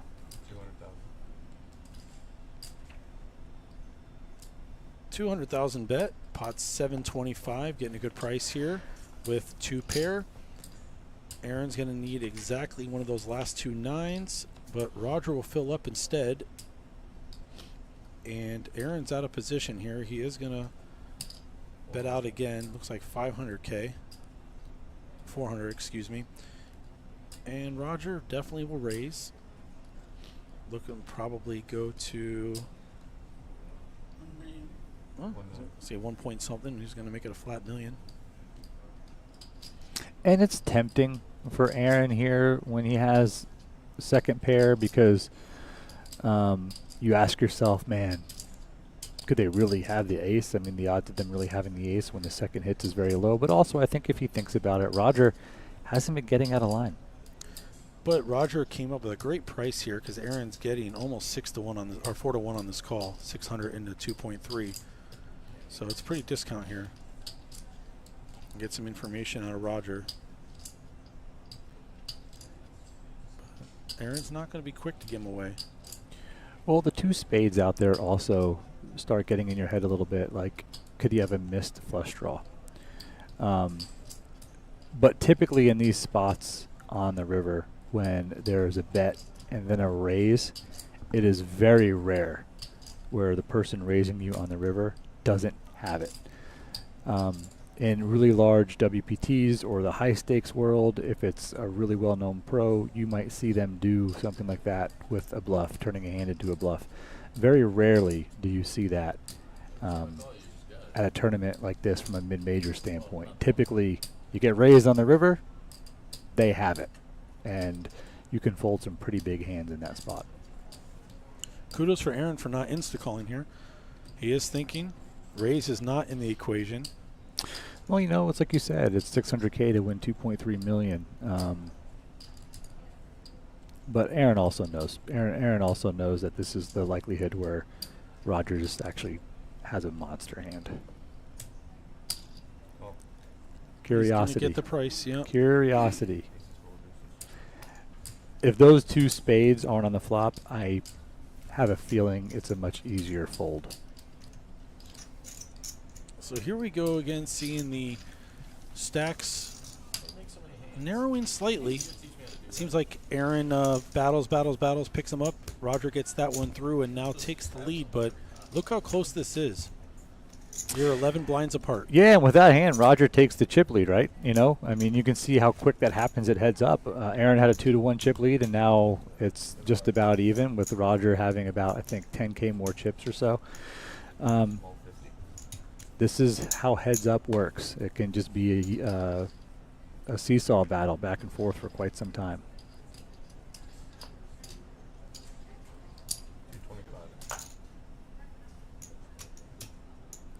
Sizing up a little bit here to 3x the blind, to 2 1/4.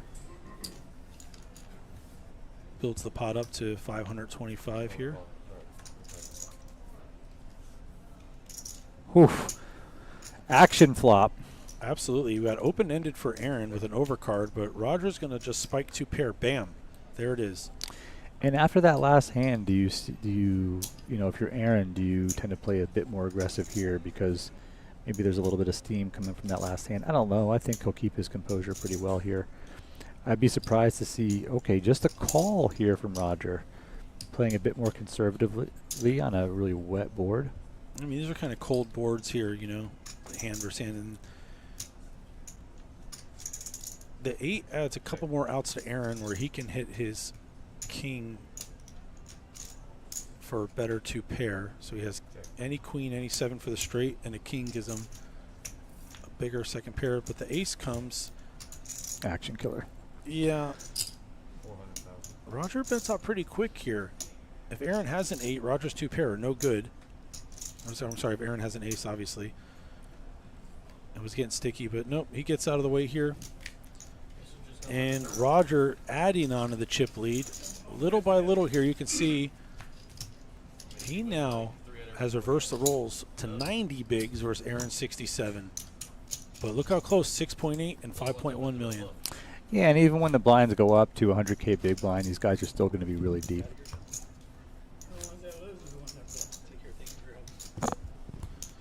Once again, big thanks to our IT and production team, John and Dylan, putting those hours in. Seeing John sneak out. He deserves it. Ace-9 of diamonds. The hand that I bluffed off 2K to moneymaker during the live stream cash game. You did slow it down, though. You could have went one more straight. You did well. I got it all back. Let's say you lost the medium. Not the minimum, not the max. I got it all back from him. It's fine. I got it back from him and more. You guys never switched to 4 cards off string, though. It would have been fun for you to be playing 4 cards with those guys. And another situation where if a 9 hits, Aaron is going to find himself in a lot of trouble. Especially with the 3-bet to 675. You picked the wrong time to 3-bet. Roger's definitely not going to get away from the ace-9 suited. Yeah, and poker is such like a game of timing. You know, it's interesting. Does Roger just rip it here, or does he just call in position? He has announced against a very aggressive Aaron. And now Aaron just has to fold. He's just so upset. It is a game of timing, and right now it's Roger's time. I'm not going to show you the graphic again, but it's growing. A lot of bigs in Roger's stack. But one double from Aaron. They're right back in it. Okay, Tom. Tom and I both have glasses, so we're going to click it for you all so you can see what we can see. So that's where we were about 8-10 hands ago, but Aaron had the 100 bigs. But still anyone's game, but... Can you do me a favor and put up the pre-flop raise board, if that actually works? I want to show everybody something.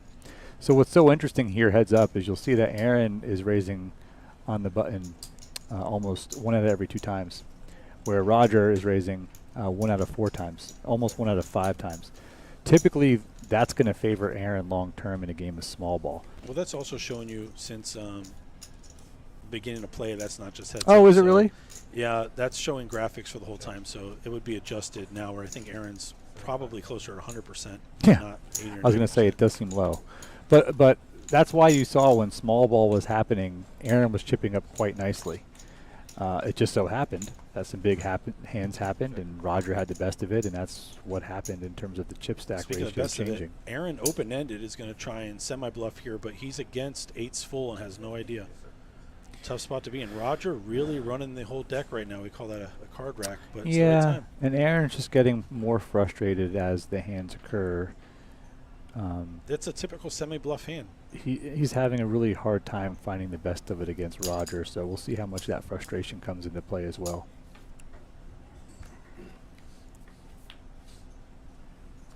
think a 6 would have been a much more dangerous card. It'll go check, oh, check. Roger goes for the induce and does not get it.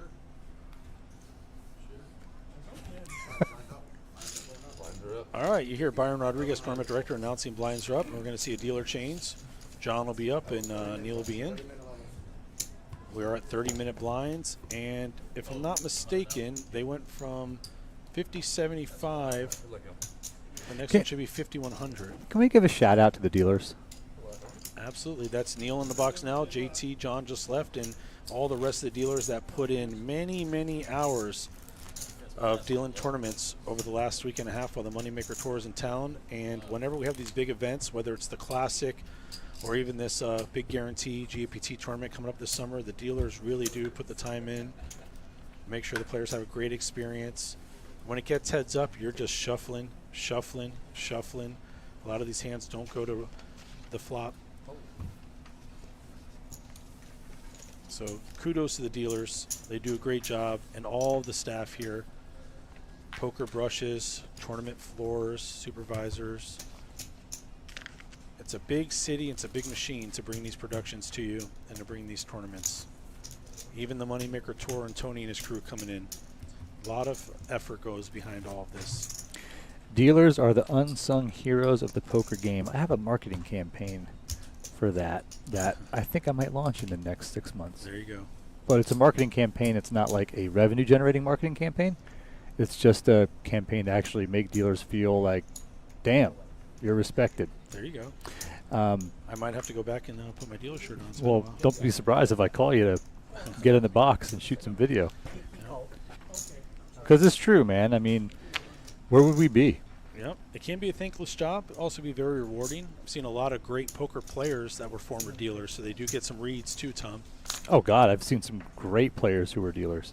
Whenever I'm in a hand with a dealer, I'm like, oh, shit, they know exactly what's going on here. They do know all the reads. They got a lot of the tells.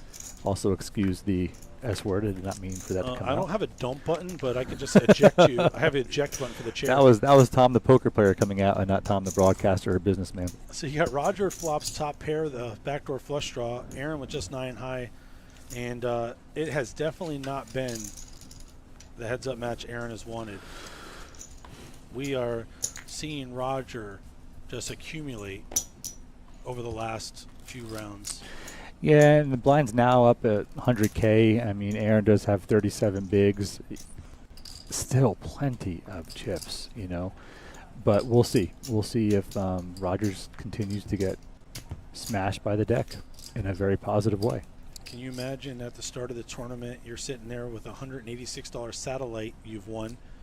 See the guy next to you ponying up 2 or 3 bullets at 1,500, and now you're sitting 2 days later with the chip lead playing for $87,000 and a Moneymaker Championship trophy. Well, it's a great story. I mean, you've got the satellite winner who's, like you said, in for 186 versus the more experienced Aaron, who plays a lot of these tournaments and has great success at these tournaments. So it's a great story. You know, you're either going to have one of the tried and true players here in Daytona Beach with success at the tournament and let's not forget level, or you're going to have the guy that bought in for 186. You know, and I think that's the story. This, Tom, how tough this final table was, the notables we had and experience levels, one of the deepest and toughest final tables I've seen on stream here in Daytona.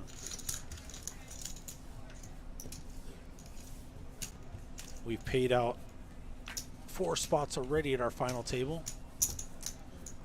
You can see our players that we've lost. We had Andy took home 15,000 and change. Felipe 19,000. Reminder or Raminator 24,000 and change. And Lee was our most recent person to exit with 39,000. But here you are, Roger and Aaron, 61 and change and 87 and change for a $1,500 buy-in. And I have the mouse over the trophy. You can't see it at home. The trophy is ginormous.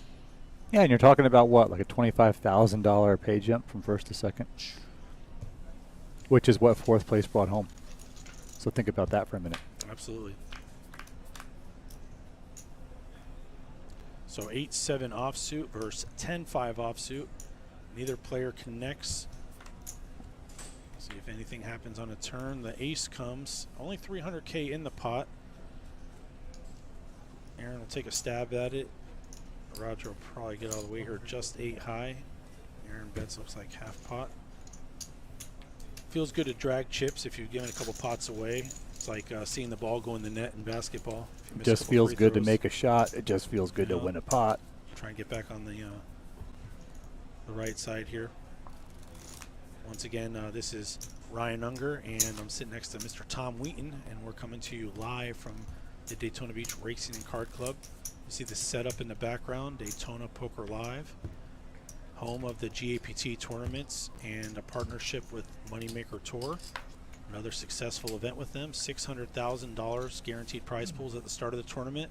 We finished at $900,000 and change, so great turnout. We thank everyone for coming out and trying their luck at the MoneyMaker Tour, and obviously we'll have to do it again 2 times. So far so good. Lots of trophies given out, lots of great events, and this is going to be a classic flip situation. Not that they'll be all in. You have the 6s versus the king queen, and we have a 3-bet.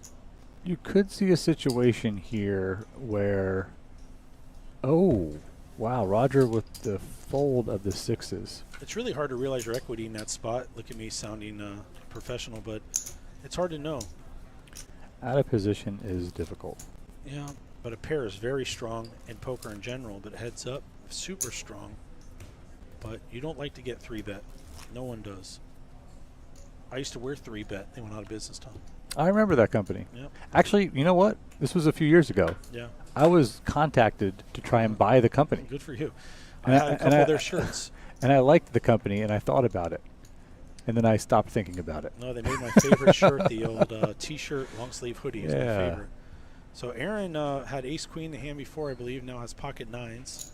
Speaking of 3-bet, Helmy used to wear 3-bet, and you know he won his first main event, or his only main event, with 2 black 9s. Yes, I do remember Let's tie that together there. So a pair of queens, Roger's going to take the lead. Queen 8-5 on the flop. Aaron's going to follow through with a bet on the flop with his 9s. It's going to get called. And like that, there's 600K in the flop, or in the pot, excuse me. Ooh, a spade could bail Aaron out if he does wind up checking behind. I don't think he will. I think he'll bet. Interesting to see what Roger might do here. Does Roger just decide to raise here and blow Aaron off his hand, or does he just call? He's grabbing raising chips, but this is one of those situations when an overcard comes on the flop, but then pairs on the turn, you feel like it's less likely your opponent has that. Well, now Aaron will have a tough decision here. He does have 10 outs. He doesn't know he has that many outs possibly. Yeah, and it's tough to think that the spade in your hand is actually good if the spade does hit. So we're going to have a very large pot here, 2.6 million, which is about 20% of the chips in play. Yeah, it was a black card, but was not a whiff. spade. Checks through, but shut down. Regular kind.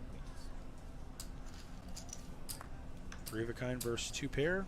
Roger grabs another.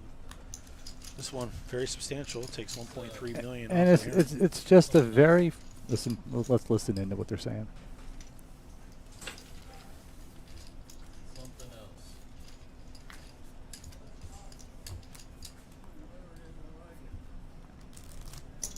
I think Aaron wants to switch it to an arm wrestling match for one hand here. I'd take him up on it, but like I said, it was legs day. So let's look at our chip Just counts. a really frustrating final table, or heads up match so far for Aaron. Even his good hands are not so good, and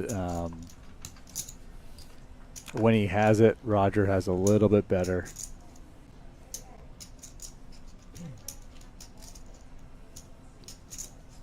So big blind, or excuse me, small blind first act on the button. Roger has the 8-6 offsuit. And he has a great chip there, going to make it 250, I believe. It's hard to see. 250,000. Oh, excuse me. Roger called the 100. Aaron finds pocket kings, and he's going to raise it up to 2.5x. Nope. Yeah, there's definitely Limp fold with 8-6. fold when I raised, of course, And Aaron very frustrated with the pocket kings not getting any action out of that. Yeah, we saw quite a few premium hands at the start of the stream. Kind of slowed down a bit. We had aces, queens, kings. A lot of big hands early on. But that's called variance. Things even out. Yes, sir.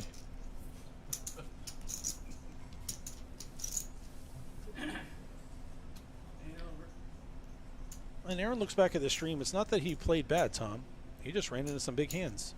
And that happens. You got to have luck to get to a final table and have luck to have big hands and have luck to have them hold up. There's a lot of parts that go into it. Yeah, any single individual tournament, you know, there is a lot of luck involved and obviously skill, mostly long term, and of course any one tournament, but you can play perfect poker any one tournament and still, you know, get knocked out aces versus kings or 2-outed, 3-outed, you name it. But the more volume to put in and the greater skill you have at the game, the more you are going to win. Well, about the luck of actually getting pocket aces, you're won every 220 times, but then your opponent has deuce 7. That's the bad luck part. I got my aces, they got nothing. I got kings, he has 8-6. So we have Aaron with a gutter, Roger with 2 overs and a backdoor flush draw. They both have flush draws. Aaron now open-ended, but does not want to hit a flush. And the way Aaron has been running against Roger, there'd be no surprise to me if a club did come on the river here. That said, I do think Aaron would be good enough to get away from it with 26 bigs if Roger does show It's so complete hard, aggression. though, when it's runner club. This is very true. 1 million into a 1.2 million pot. And Aaron has too much equity, I think, to let this go. But he does go all in. I was about to say with this bet, I wouldn't be surprised if Aaron did jam with the straight end flush draw, and I don't think that Roger's going to think too long before folding. If Roger saw his equity, obviously he'd call. It's very tough to know that your flush draw is live. Aaron could have something like ace-5 of clubs. I mean, it's very hard to know where you're at in this situation. What do you think, chat? I see 200 of you in here. How many are you not bots? Say hello. The non-bots, put your hand up. Yeah, and if you're watching us, I think you have to subscribe to the channel, follow the channel just to be able to chat. So please do. We'd love to hear from you. I heard the cocktails in the tournament area, but not in our area. So that was hand number 87. Aaron and Roger heads up. The remaining 2 out of the original 296 runners. 38 players did bag and make it to day 2, where they played down to 6 last evening. Came back, started with 6 players. Seen some early fireworks, and now down to 2, where they've locked up 61,500 and change, and 87,790 will be first place, along with that awesome-looking MoneyMaker Championship trophy. Yeah, Gary in chat, Aaron was talking to me a little bit about that today too, where he said he got into so many hands with Roger on Sunday, but just could not win one of the hands, and we can see that trend continuing today as well.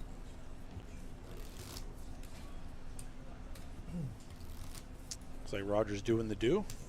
But when all is said and done, it's a 70K to just about a 50K chip stack ratio. So it's still, again, anybody's game. 100K big blind, Aaron with 48 bigs. I mean, nobody's in a rush at all.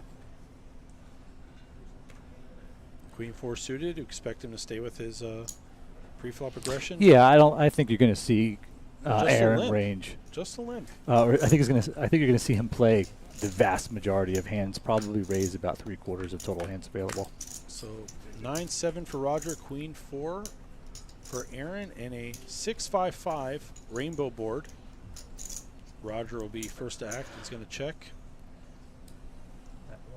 Aaron bets 100K into it, giving Roger 4-1 on a call. Just a little float there with a gutter. Two live cards. Deuce now gives Aaron a gutter. He's still ahead with queen high.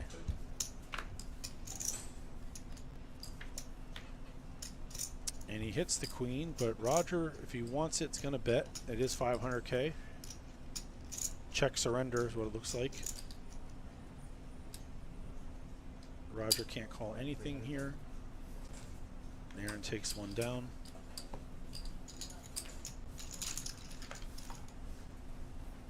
And just like that, 65 bigs, 50 bigs. We're just getting even again. This is how heads up works, right? Tom, what do you think about my call to action? I said if you're in chat, say hello, and I guess the bot's computer froze.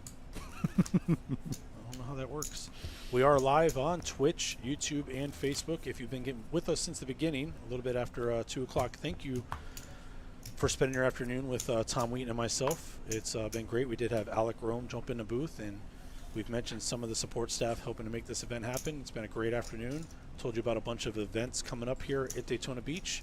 We also told you about the Instagram. You could still get in, be an OG, one of the first 50 followers. It'd be kind of exciting. I was there when they only had 50 followers on IG. I'm in there, man. There you are. I'm in there. There you are. We started from the bottom, now we here, if you get the reference. So we're Totally. heads up. Queen 6 versus Jack 6. That was the G-rated version, and both players make a 6. Actually, listen to it on the way here. There you go. I don't have that don't button we talked about earlier. The delay doesn't work that good. So a bet and call. Both players with a 6 and a medium kicker here. They both have their kicker live for the flush draw. But Aaron's going to make 2 pair. Queens and 6s. Roger just has 6s. It's going to look him up. I was about to say I wouldn't be surprised if Roger calls this. Aaron drags another little one there. So Aaron making some work here. These chip stacks are now getting super close, and that's what happens with this 100K big blind ante. As you can see, 62 bigs to 56 bigs. Heads up, deep stack poker.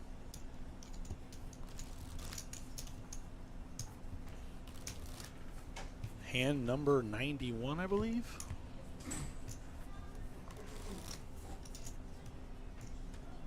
So you're talking about the dealer appreciation. We just had a rap music moment. You can talk about Rick Ross, and every day I'm hustling. We change it to every day I'm shuffling.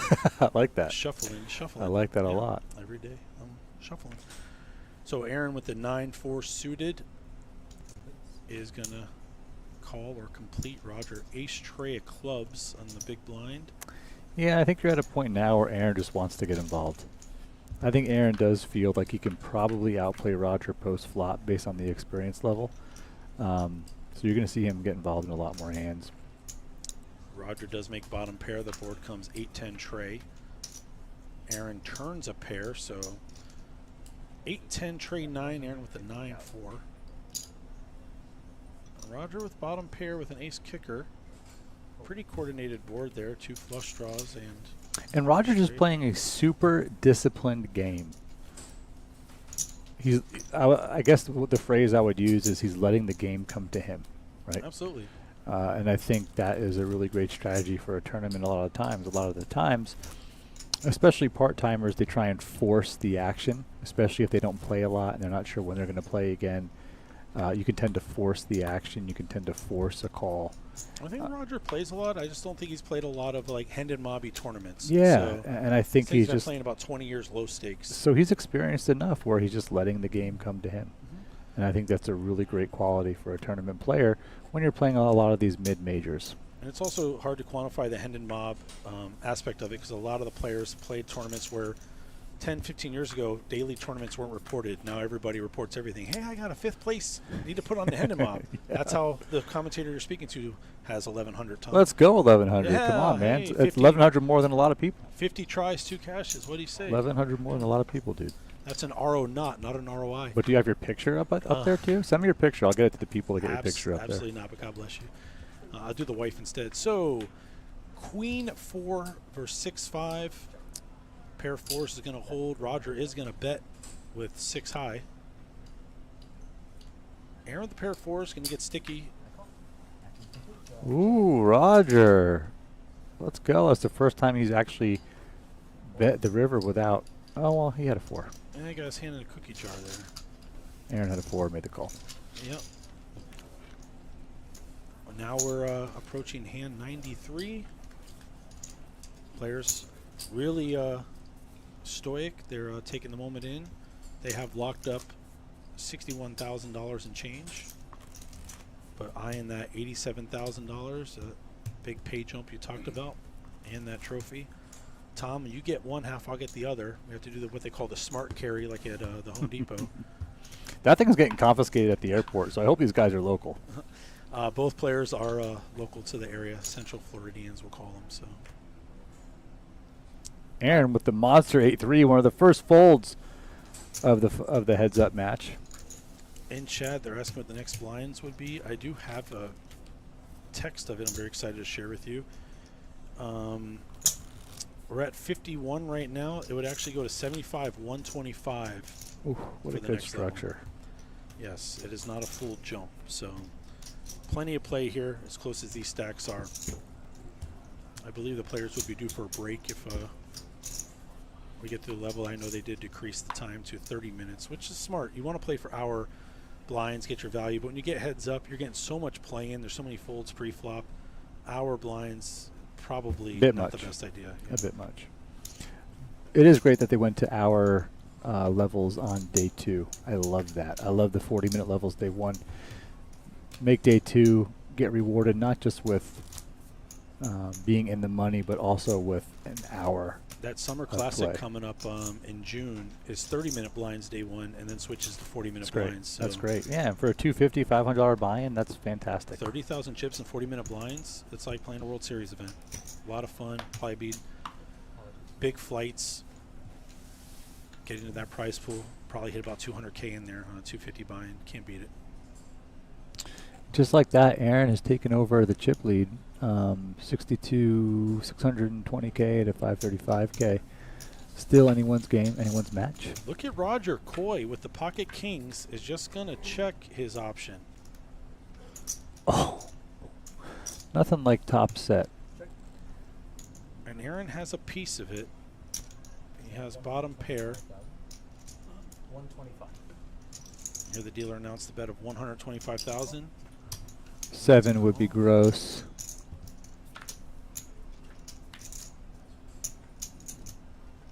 Said it's an 8 of hearts. That 250,000. 250,000 the bet by Roger, and Aaron does elect to let it go. Aaron sensed strength there and decided to get out of the way there, and you can see our chip counts now. Aaron at 60 bigs, Roger at 49 bigs. That's 6.1 million to 5 million. We have the $100,000 big blind and ante in effect, and we'll flash you the payouts here as we prepare for the next hand. There you are. $87,790 is what they're eyeing, but they've locked up $61,595. Remember, this was a $1,500 buy-in, and Roger actually was the only final table member to get in for the 186. Found his way in for a 186 satellite.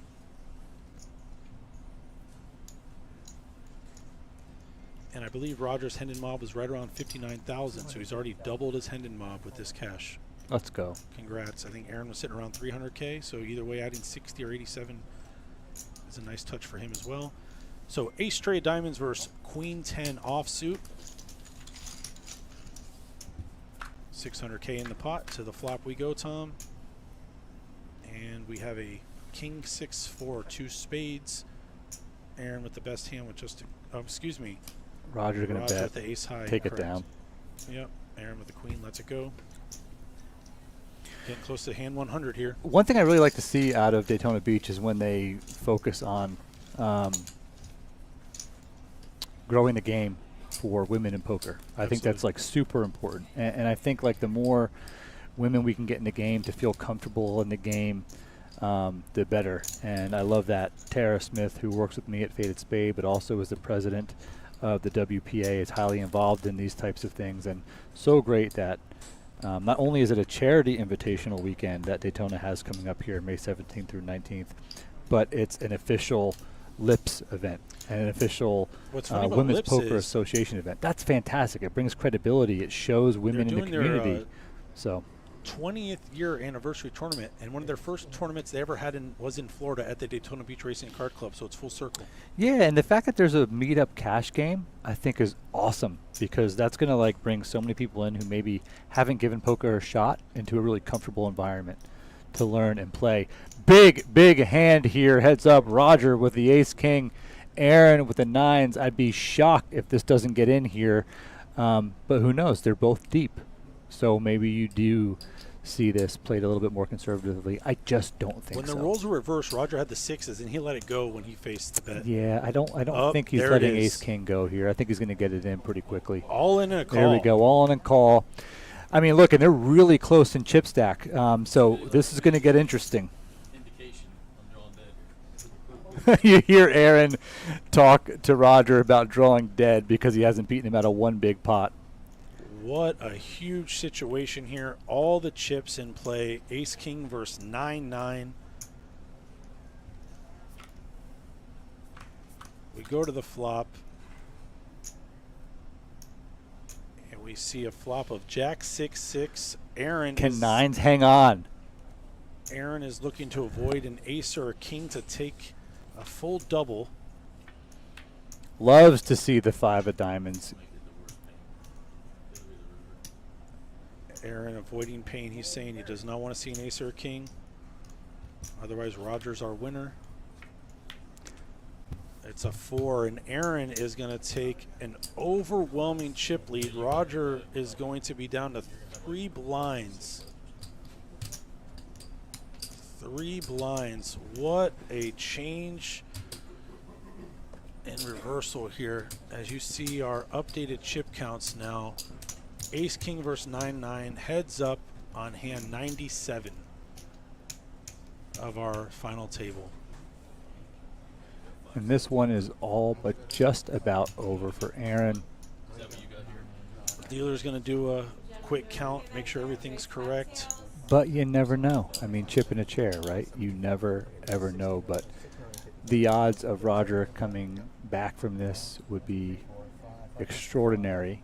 Aaron coming into the table as probably the second most Hendon Mob winning successful poker player, but as many of you know, Roger's got a smile right now, Tom, in good spirits. I mean, you try, you think you have the best hand, you put it in. If it's a flip, it's a flip, but you get it in and cross your fingers.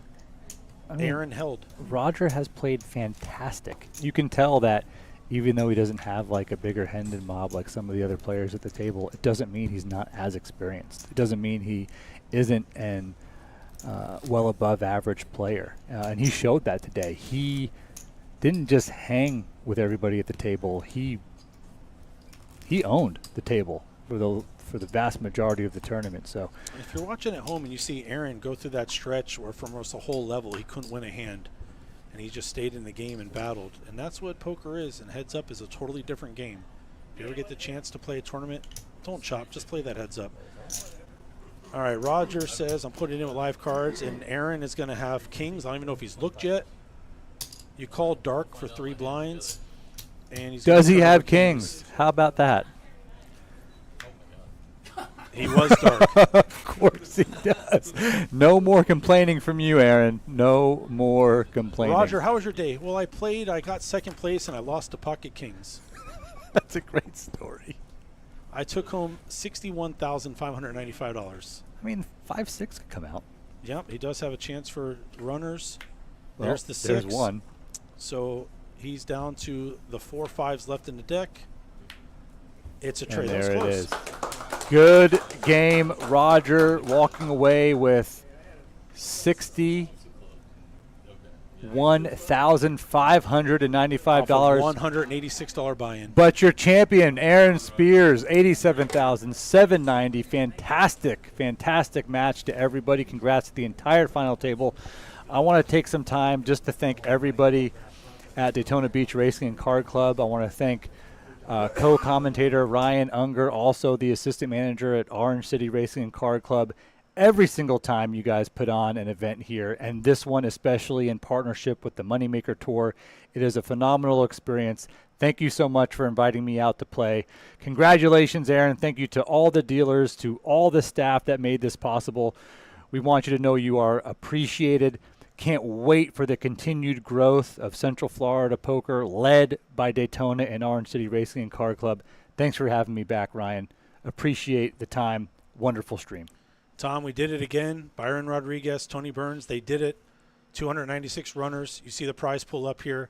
Central Florida Poker dominates once again. Congratulations to Aaron Spear, the champion of our 2024 Moneymaker main event. We'll see you all in the next one. Please join us on our Instagram. Help us build it. Catch you on the next stream. Thank you, everybody.